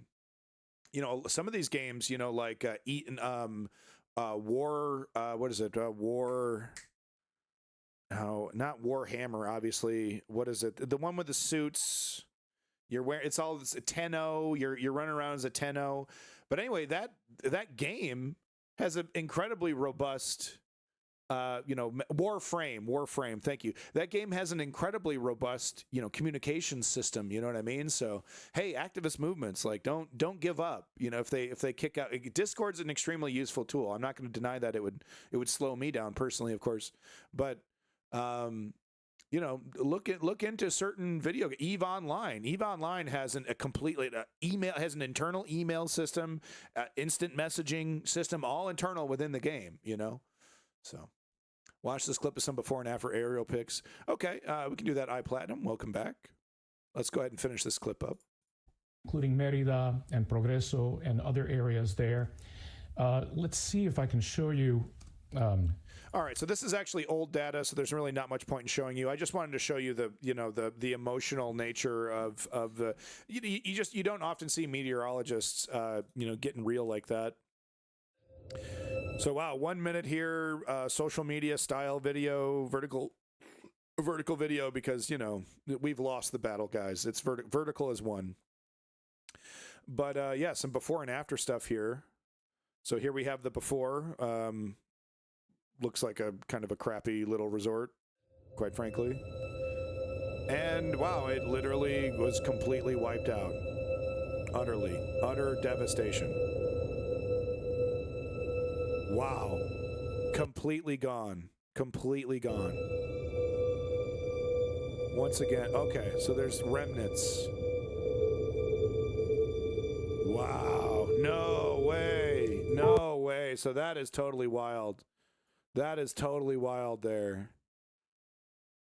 And you can kind of see in the before, you can kind of see where the water, it's dry. It's dry. It's not even, it's like it's seasonal. It's probably seasonal. There's a bridge right here, so it's seasonal. But rips it up. The bridge has been disconnected. Jesus. And look, it's absolutely the cherry on top of the shit sundae is what Ron DeSantis is allowing the insurance companies to get away with. So if you have no insurance, Ron DeSantis, you're fucked. Ron DeSantis isn't going to help you rebuild your house. Maybe you'll get a coupon. Maybe you'll get a couple $100. Maybe, right? Maybe. If Ron DeSantis does give you money for this, he's going to tax it. Okay, that's how shitty the situation is going to be for you in Florida. Here's some fucking bootstraps. Welcome to your new libertarian hellscape. You either have the money and the means or you don't. Welcome to homelessness. This is the Republican way. Hey, welcome from Brazil, the land of the beautiful big booty. My God, the booty in Brazil. My God.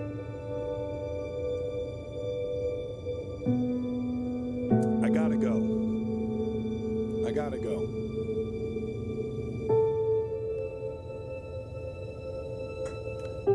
Yeah, before and after. Welcome back, ZODU. No, the finest booties on the planet are currently sitting in this chat. So, welcome back, Ford the Perfect.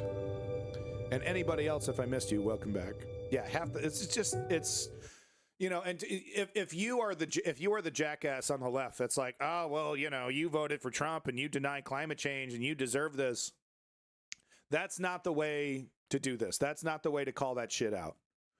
Okay? You have to have empathy. It's okay. You can point out that climate change is absolutely affecting this and that denying climate change, denying the reality of climate change doesn't do any good. One of the most strongest arguments I can give people is that, if you want to know how I know climate change is real, it's because insurance companies certainly fucking acknowledge that it's real. Okay. And that's the problem that they're having in Florida. There's insurance companies are running away from Florida because, and then two hurricanes after another, we're going to see even more insurance companies getting the hell out of there. And Ron DeSantis, Mr. Libertarian, Ron DeSantis, Mr. Anarcho-capitalist, Ron DeSantis, he wouldn't fathom starting a state Florida insurance company, right? Well, if the private sector isn't going to cover these people because they can't make profit, well, I guess we're going to have to do some kind of socialist system that isn't concerned with profit so that Floridians can be protected in case of a disaster that is incredibly likely. It's not an if, it's a when. You're lucky to get 5 or 10 years without a major disaster. It's probably going to be every year because of climate change. So is Ron DeSantis going to do the socialist thing that is exactly what is needed? No. He's got his politics wouldn't let him do it. His donors and then the voters themselves that would benefit from a Florida state-run insurance. I'd be like, no, you're going to take money out of my pocket to put it to some insurance company to give it to some gay liberal? I don't think so. Taxation is theft, Ron. Literally standing in waist-deep water in what was once his living room. Taxation is theft, Ron. I don't think so, Ron. Right? as the water gets higher and higher. Blah, blah, blah, blah.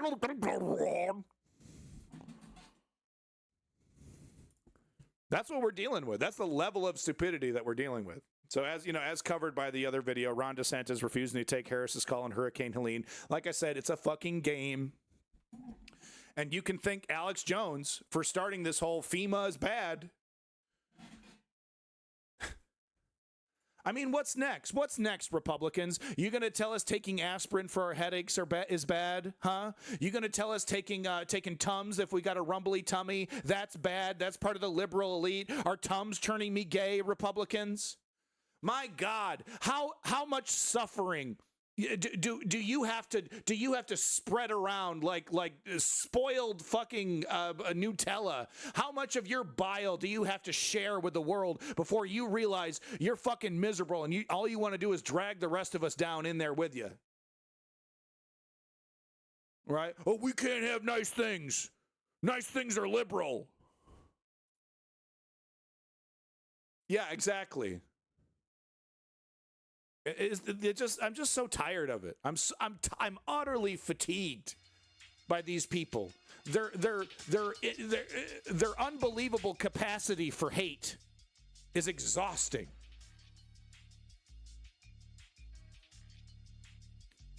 So it's, the lies don't stop. The politics don't stop.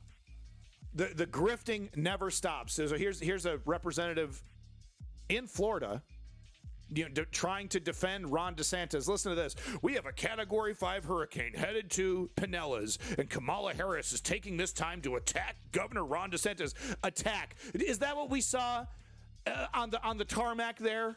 Was that an attack? Was that an attack? Hey, Ron DeSantis is he's not taking your calls. He's playing politics with this. What do you have to say?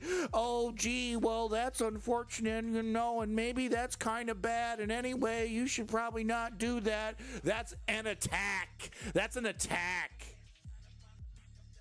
Cut the crap. We need FEMA dollars freed up. All assets, stop attacking Ron and do your job, which is exactly what they're doing, by the way. But then this person here, Art Candy, who is once again paying Elon Musk. What the fuck are we doing, folks? Fuck your Twitter engagement. Stop giving Elon Musk your money. Make it a point to not pay for this shit. But it's true. If you don't have the blue check, you have less engagement. That's the fucking system that he's built. So why are we still here? Because the whole world is still using Twitter, dog. It's just new. There's all kinds of new shit happening. There's all kinds of new game devs. People are just still using this shit.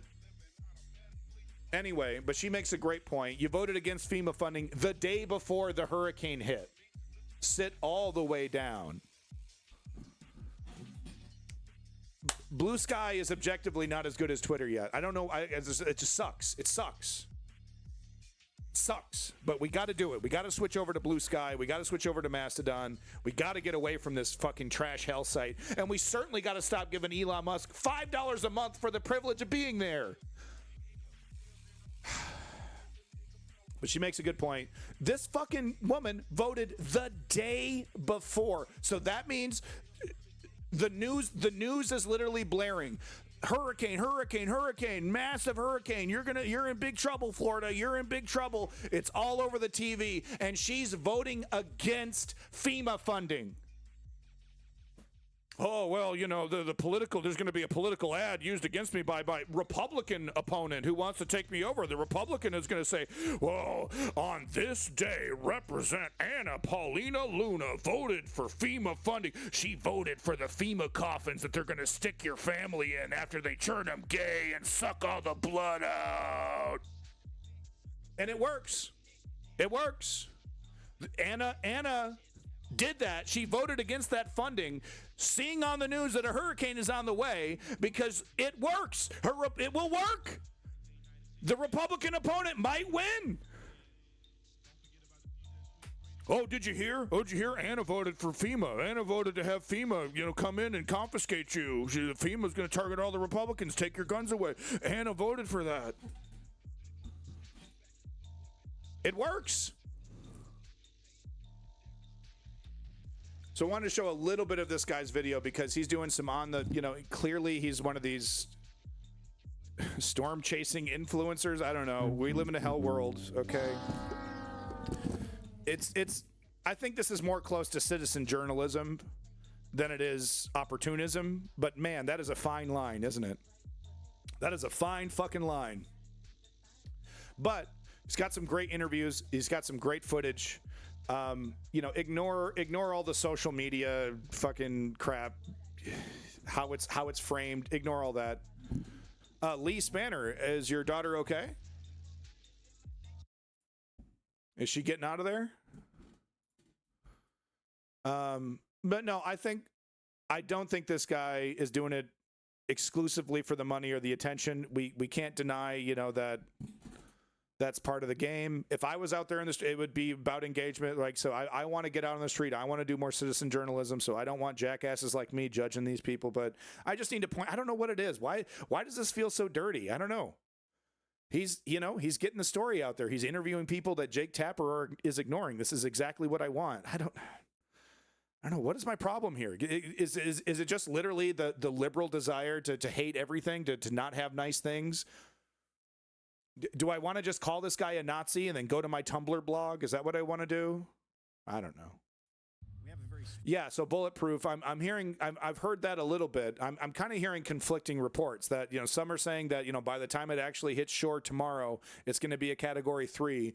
But I'm also hearing them saying they're estimating storm surge is going to be high as 10 feet, which is higher than it was with Milton. So stressful, potentially dangerous situation unfolding here in the Tampa Bay area. The Haters Club sucks, but it's fun. It is. Slice of the mass amount of people trying to evacuate out of the Tampa Bay area. All of the arterial roads, the interstates, the main highways out of Tampa Bay are jam-packed as people are fleeing. They're trying to escape the path of Hurricane Milton.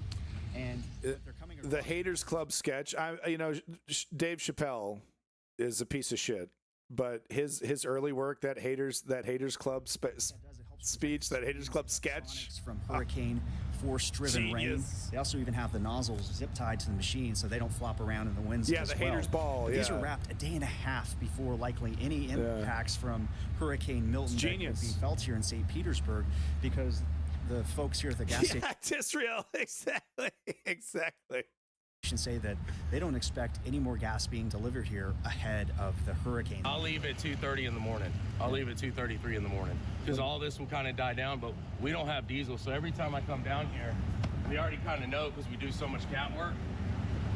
I normally travel with at least 20 gallons. I brought this from Atlanta. I didn't just try to hoard gas. Yeah. So we always come down with at least enough diesel to get back home, or at least to get back over the line, no matter where it is. Among the masses moving out, the contractors who rushed in to help rebuild after Hurricane Helene. A total mess. Can't believe I'm showing it to you. Norman, it's really organized. Are packing up too. When they return, they'll face an even bigger mess. Just go ahead and evacuate to something higher above sea level. It's the best thing that you can do right now. Same nightmare, new storm. Milton's bearing down, forcing millions to ask themselves the ultimate question: stay or go? It's not as obvious as you might expect. No, I would. These guys are so Florida, it hurts. They're floating on a boat. They're so Floridian. You know what I mean? They're so Floridian. They bleed orange juice. I'd rather be with my boat than not with it, because if I'm not here, I don't know what's going to happen to it. Just real good But tip. if I'm here, I mean, I know I'll survive. Boat goes down, I can swim. But I'm not going to go somewhere else and leave the boat here, because this is everything I own right now. I mean, I can't afford to give it up.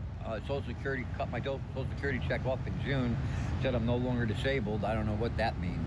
Yeah, hey, great job. I guarantee you that has something to do with Ron DeSantis.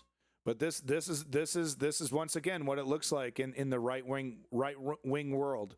Hey guys, he's no longer disabled. Means tested into oblivion. Means tested into oblivion, right? They say it doesn't work, then they get in charge, and then they break it. And they go, oh, see?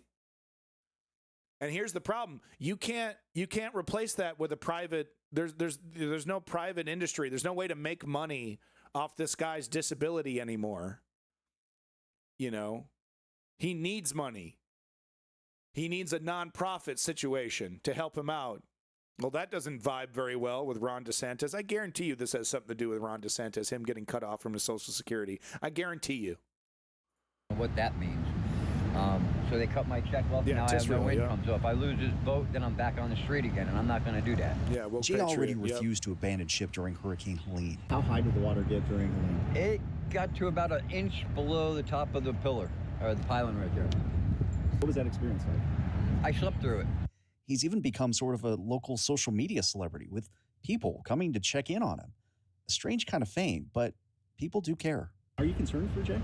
I mean, yeah, I come and check on him every day and brought him a bunch of clothes and food and stuff, water. But I mean, he doesn't want to leave his boat, which I understand. I've tried to like help him get the hotel and stuff, and I started GoFundMe on TikTok. They got like $7,000, which I'm gonna be giving him the money soon once it transfers in. But okay, you better give him that fucking money, buddy.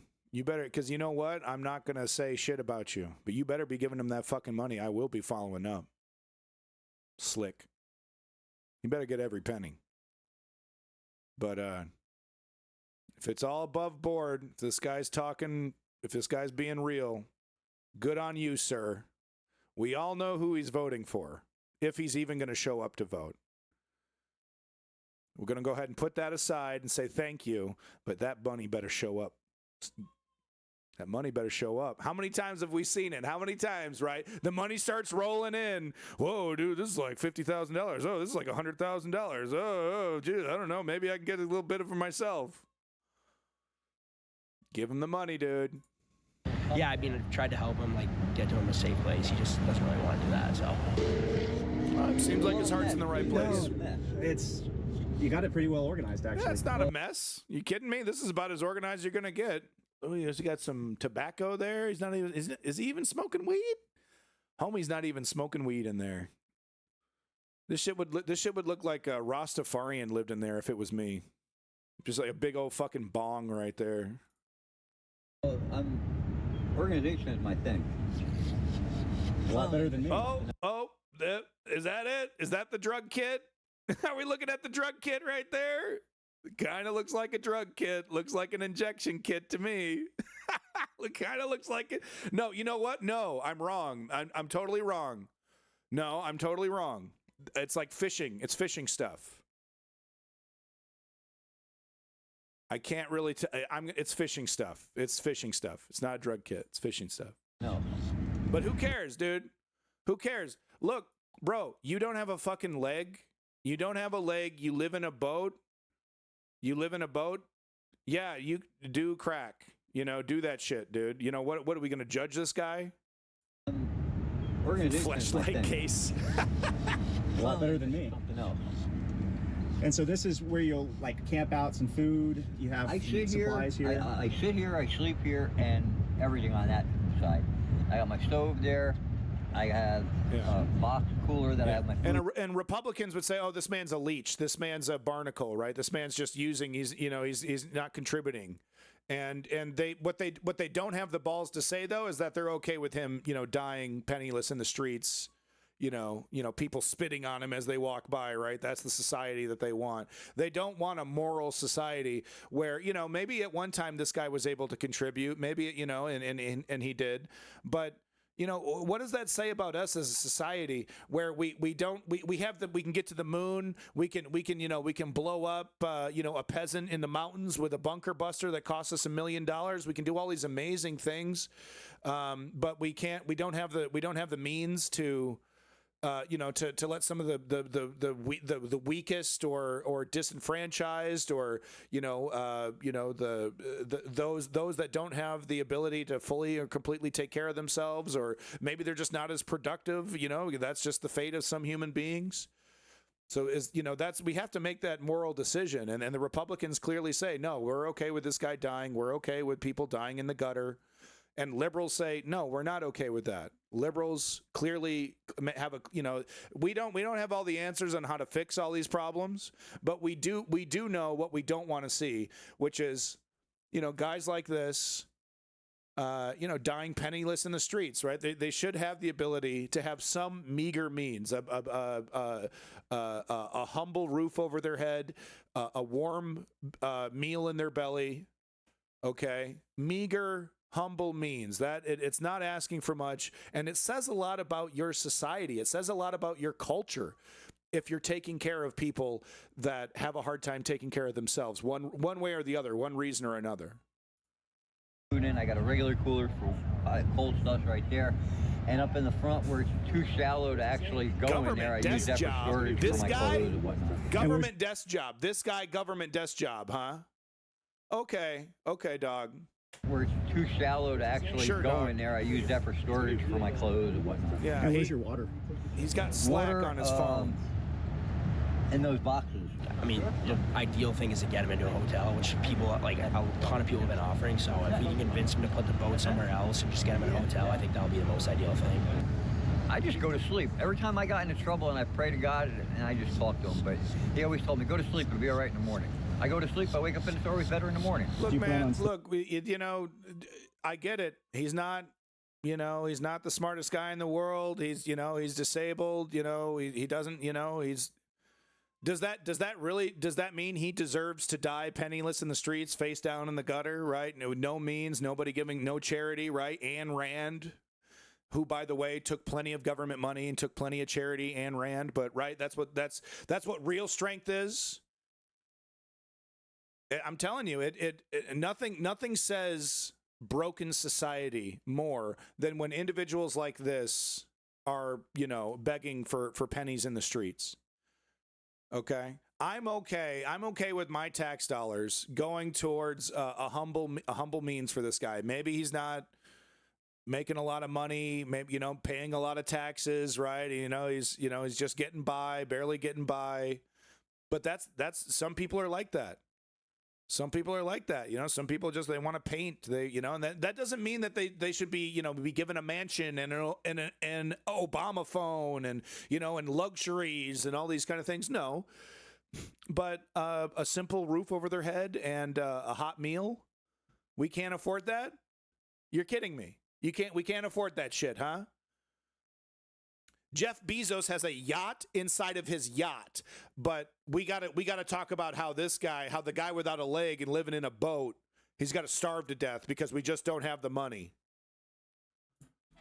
Sleeping for Milton? Oh yeah. I mean, I don't buy it. Once the boat's over the water and the wind's hitting me on the nose, the boat's going to be steady. It's going to be. So you know this rhetoric from Bulletproof over here. You know, he could be a functioning member of society. This idea that you have to be a functioning member of society, whatever that qualifies. Basically, that means you're working for a corporation or working for somebody else.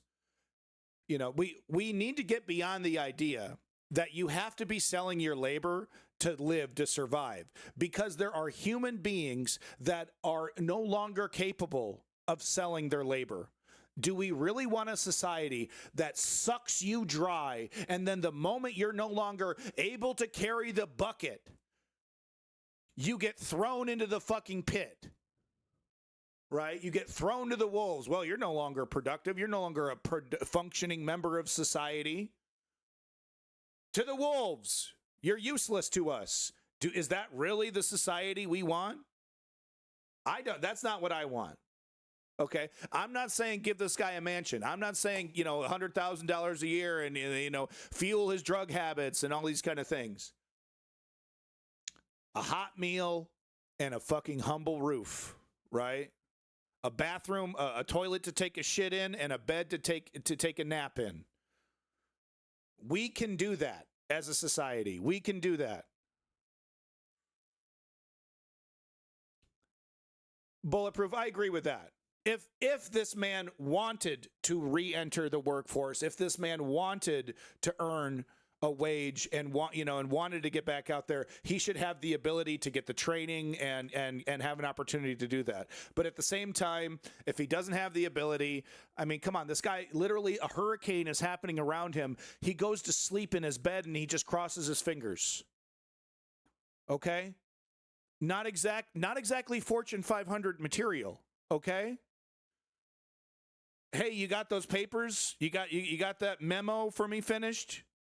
What? I'm sleeping in my boat during a hurricane. Leave me alone. I'm on my 17th cigarette today. Direction, and the only thing I got to worry about is the wind blowing me around a little bit and the tide going up. Bulletproof. I'm not concerned. At least Jay doesn't have to worry about intentionally obtuse. Back up. There's more coming. You gotta leave room. There's enough sand for everybody. Relax and back up. Okay, Mini Mussolini. He's not wrong, but it's also comical. He looks like an angry baby. I'm sorry. He's keeping the peace. He's doing his job, but he also looks like a tiny angry baby. And back up. Okay. All right. So you have St. Pete Police on sand patrol, like literally having to direct people away from the pile of sand because there's so many people that are bulletproof. I'm not selling the guy short, but I also don't want to build a system where he is like literally forced to break his back and give everything to some to make a dime so that he can stay alive. I don't think that's a humane system. They're just desperate to get their bags. So it's like he's directing traffic, but it's people with their shovels and their sandbags waiting to fill up what they can. Yeah, thank you, Bulletproof. Thank you. Thank you. A couple things happening here. See, I'm not asking for much, right, Bulletproof? I'm not asking for much here in terms, look, you have a conservative mindset. You're like, hey, man, there's nothing wrong with a meritocracy. There's nothing wrong with people, being given the means to stand on their own, right? There's nothing wrong with those things, and I agree with all that. But you want to come at me with this corny-ass conservative mindset, and of course you're not Bulletproof, but a lot of people, here's your bootstraps, pick yourself up, and by people making the argument are so far from that fucking ideology, it's laughable. Oh, pick yourself up, huh? Yeah. Says the guy that went to free public school that is happy to call the cops or call the fire department if there's a problem. Welcome back, Ribbons. And welcome back, Lenny from south of Boston, #1 financial contributor to the stream. Lenny, and also an amazing streamer who is streaming today. If you missed it, I'm sorry I missed it. I was driving my wife to work. But Lenny, great show, and he's streaming in the mornings. He's streaming in the mornings, folks. You got to catch the Lenny stream. Like and subscribe. #more Lenny. All right, I'm running out of time here. The sandbag, we're going to cut it off at the sandbags here. I'm just going to show you some of this amazing footage that I was able to find. Of course, Lenny, of course. This footage is bananas, okay? Because it's a whole saga, and I might have to skip around a little bit, but there's a person in this house, and the house is like, getting swept away. And the person is like, stuck. And they're trying to like rescue this person before they get swept away on the house. She's like a 60-year-old woman of some sort, 50, 60. Still, she has a life vest on, but this is what it looks like in real time. And the footage is, what happens is so traumatic. It's a young person, it's like a teenager or something filming this. She starts weeping and crying because it's like this woman was almost dead. If it wasn't for the actions of these incredibly brave guys who risked their lives to get into hurricane waters, to get into these rushing waters, to pull this woman back to shore, this woman would have died. It's gonna hit the house. Sandbagging the show with sandbag segments, how poetic. Oh, he got me.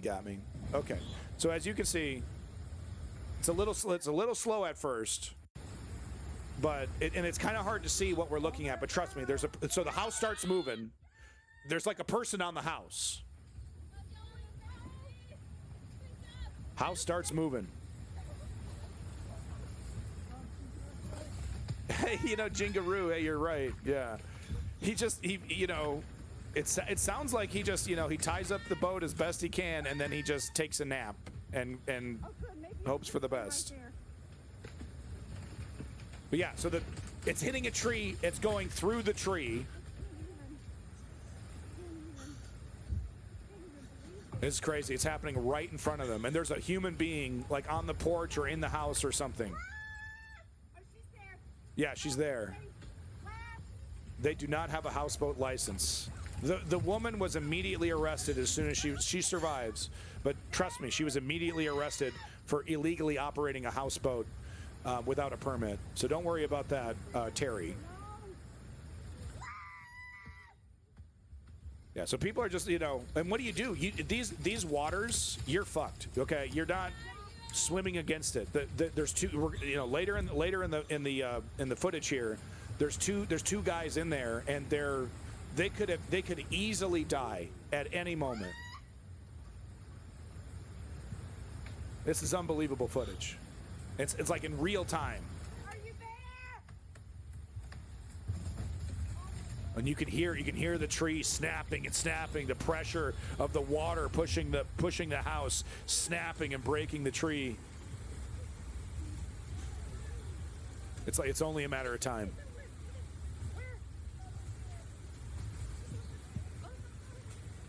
Yeah, Jingaroo. Yeah, I mean this. Yeah. Okay, so is she out? Okay, yeah. So they're out of the house. They got in the water. Thankfully they have life preservers on. Okay, so there they are. Kind of hard to tell. I think it's the red. I think she's wearing red, I think. So sorry about the shaky cam. She's just catching up. So these guys are absolute heroes. This guy in the yellow vest is a bona fide hero. But the guy standing in the water as well is risking his life right here. This guy could die at any moment. It's incredibly dangerous water. You slip and fall, and then you're screwed. So this guy, he's desperate, right? He's trying to canoe, trying to get there. He's like, nope, not gonna get there. He gets in the water. He gets in the water, dude.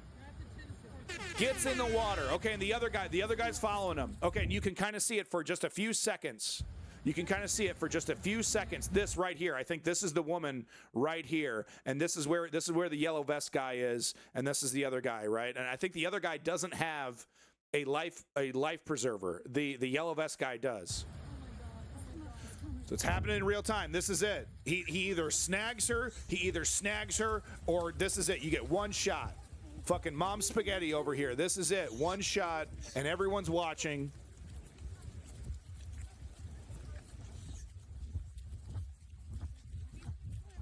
Okay, yep. Hold on, sorry. All right, so we're catching up. There they are. And you can hear it's the seriousness, the dreadful seriousness of the situation is starting to hit our camera person here, who I believe is a young woman. So here we go.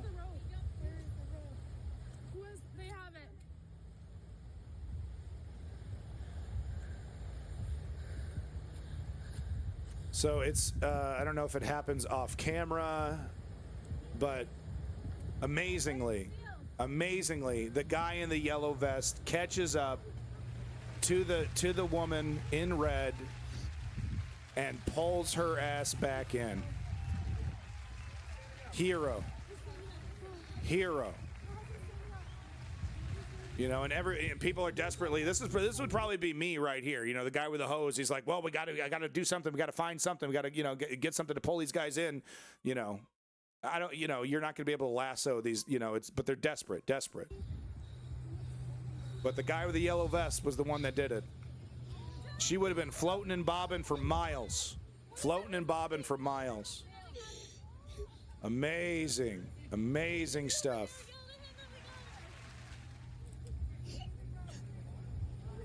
Amazing stuff. The guy, he's like, what a hero.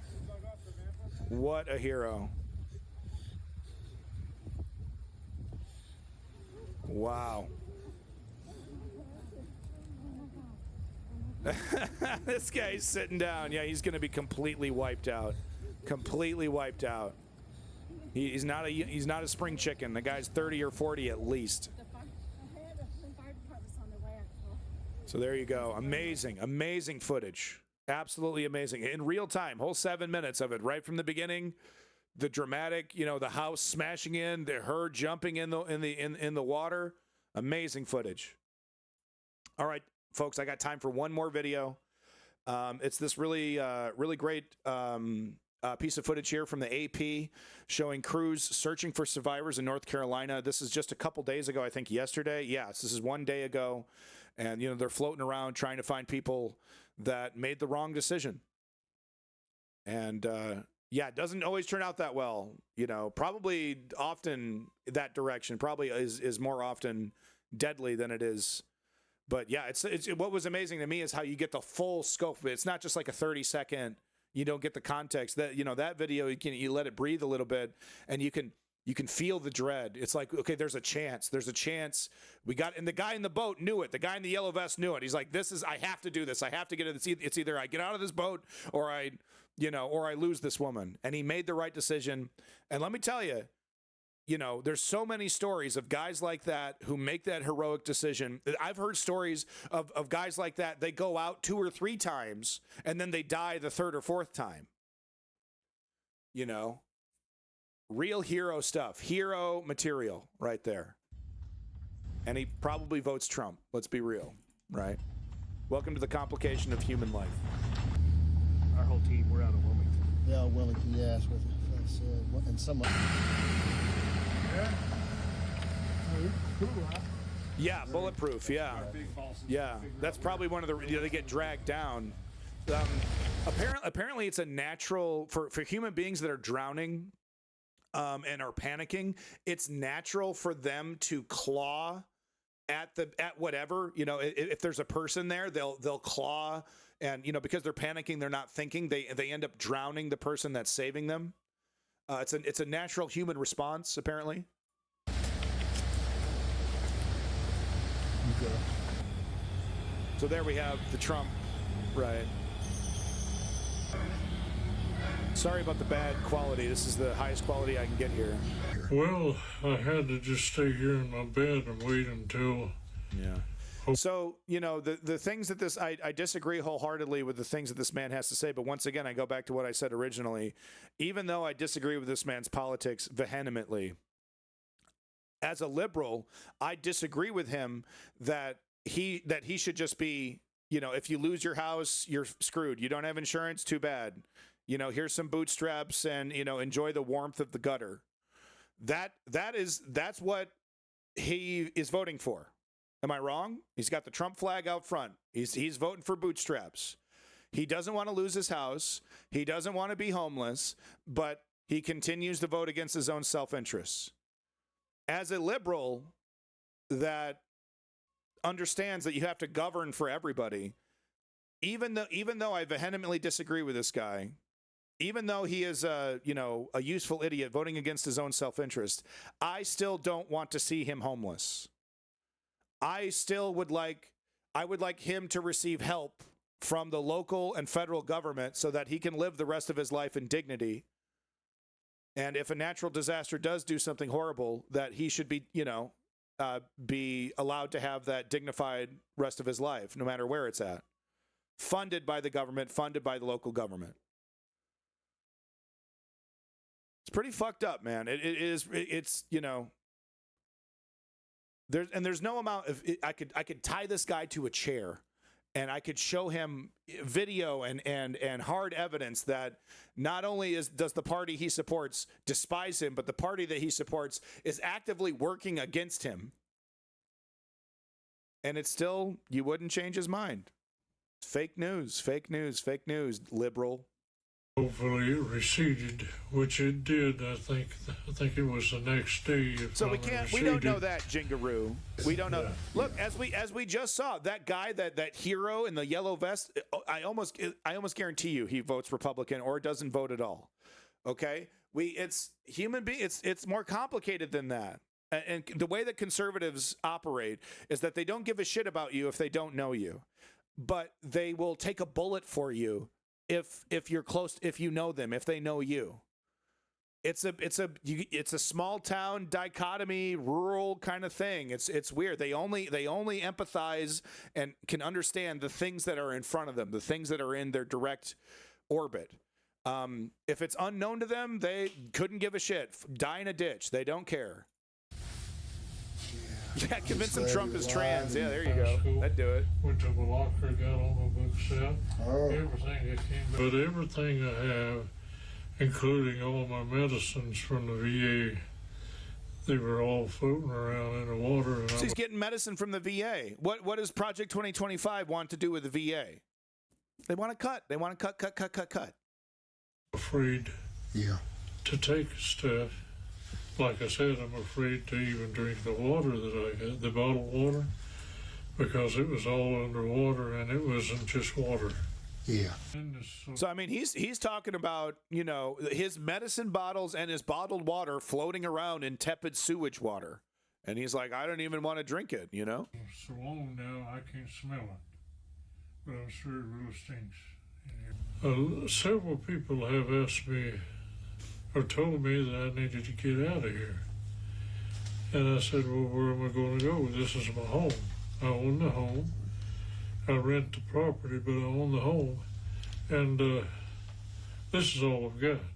Yeah. And I just don't want to. I just don't want to give it up, because what I'm going to do, be homeless. And it's really tragic, because, you know, his Republican conservative mindset, it's either it's have or have nots. I don't want to be a have not. I like having property. I'm renting it. You know, it's income for me. I simply can't fathom a third way. You know, a third way of being, a third way of living. That's the tragedy of it, you know, because there are other ways of handling, you know, if this man understood that the government would help him regardless of what happens, that if he leaves and goes to a refugee camp and comes back and his house is gone, that he's still going to be taken care of, that, you know, that there are systems in place. He's like, no, there are no systems. This is it. It's this or bootstraps. And he can't even fathom of a third way. No, I don't want to be homeless. I'd rather die right here than to live homeless. So I mean, that's like he's making a very binary choice, right? It's either die here or become homeless, and I'd rather just die here. He literally can't even conceive of a third way, and you know, I would put my blame squarely on, you know, right-wing media. You know, vilifying socialism, of course, but also, you know, refusing to talk about actual issues, you know, refusing to talk about, you know, real actual politics that actually affects people. He can't even conceive. He can't even conceive of a world where the government could possibly help him out if his home was taken away. I might as well just die with a home because I know I'm totally screwed. That's tragic. That's this man's he served. It's utterly tragic. Because I've been through hell in the Marine Corps in Vietnam, and have I survived that? Yeah, I guess I'll die. I surely can survive this. No, dude, you can't.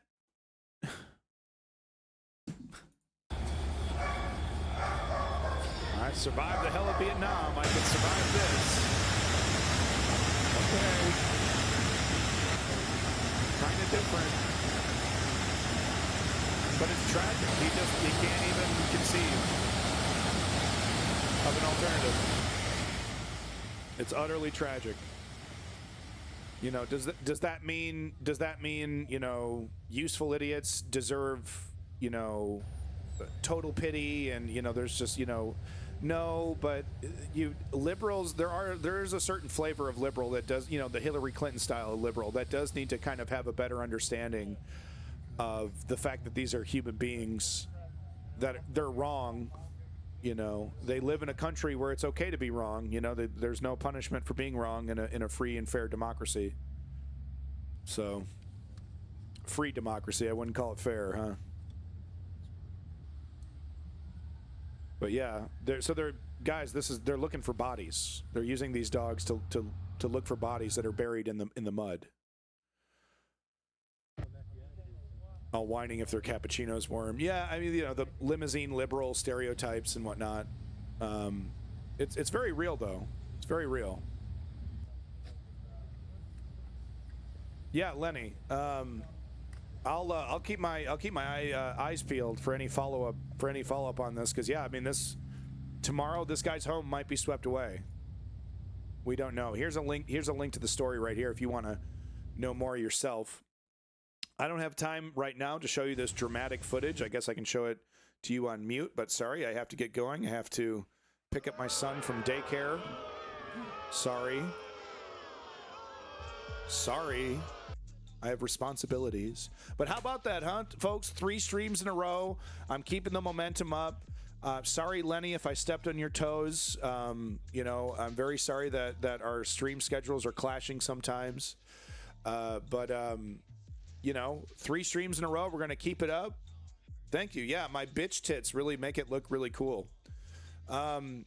But no, I'm going to try to keep the momentum up. We're going to try to take the streams more seriously, take the news more seriously, try to bump these rookie ass numbers up, try to get more engagement. Of course, you know, I'll be starting to take donations soon-ish. Once I get everything perfect, once I get it set up perfectly, then we'll start talking about real money. You'll be able to, you know, donate $1 and do something funny on the screen. Everyone seems to love to do that. You know, you can, I don't know, maybe I'll get that GIF of Dumb and Dumber of, you know, of the guy taking a massive shit in the toilet, and I'll be talking about something really serious, and you can donate $1, and then just, you know, I won't be able to skip it. It'll just be this image of this guy taking a massive shit in a toilet, and there's nothing I can do about it.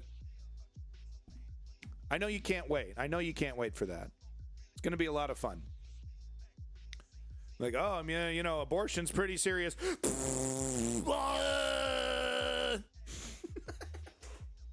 I know that's what you want to do.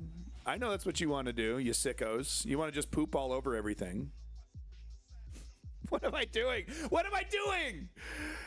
Just real quick, attack my entire audience before I leave. Thanks for coming, by the way, bunch of shit-obsessed weirdos. No, you guys are great. Ice King of Space, Lenny, Bulletproof Bullet, thank you so much for having a constructive conversation. I appreciate it. Chem Goblin, big props to you, #1 in the chat, Chem Goblin. Jingaroo, I think you're a new viewer. Thank you for coming in. Tisriel, all the way over there from Ukraine, as well as Chem Goblin. We'll be talking about Ukraine very soon, don't you worry, as well as Gaza, Israel.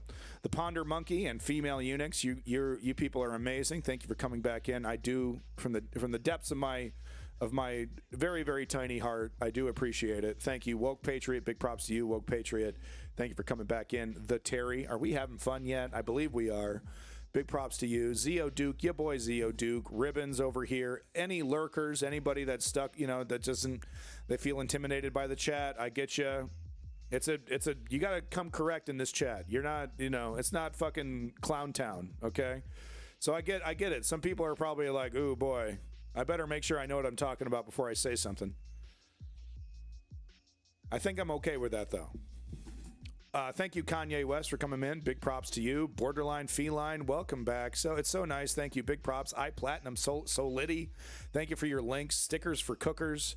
Still don't know what the hell that name is. It makes me a little worried, but what can you do? Thank you for coming back. Seems all above board. Something about it doesn't seem above board, but it's above board. It's fine. Lee Spanner.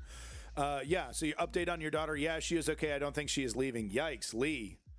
Well, and any daughter of Lee is going to have a smart head on her shoulder.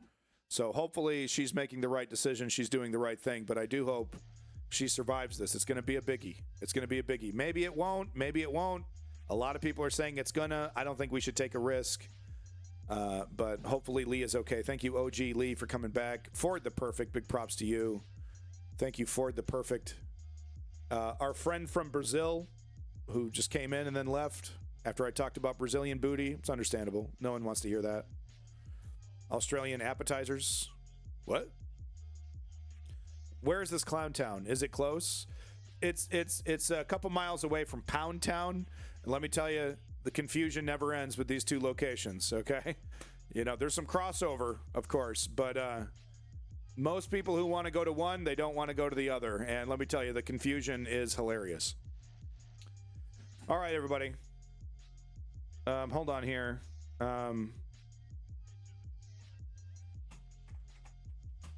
Since we're talking about clowns, we're going to go ahead and end it on some clown core. Thank you so much for coming to the News Underground. Peace in that motherfucking Middle East. Glory to the Ukrainian democracy. We'll see you next time.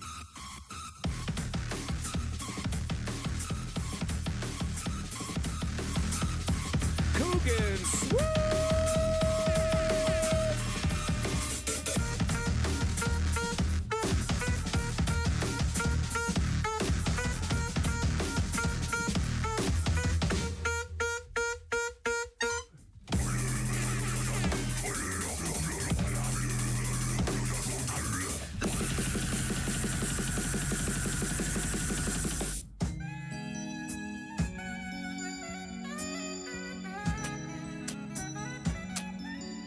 Kisses. Kisses.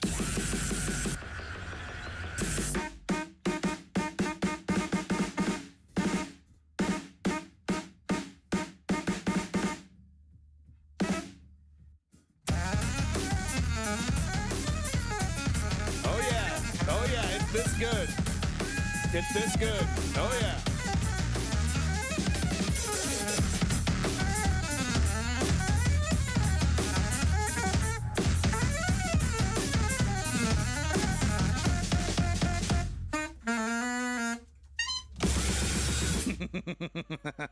Have a good one.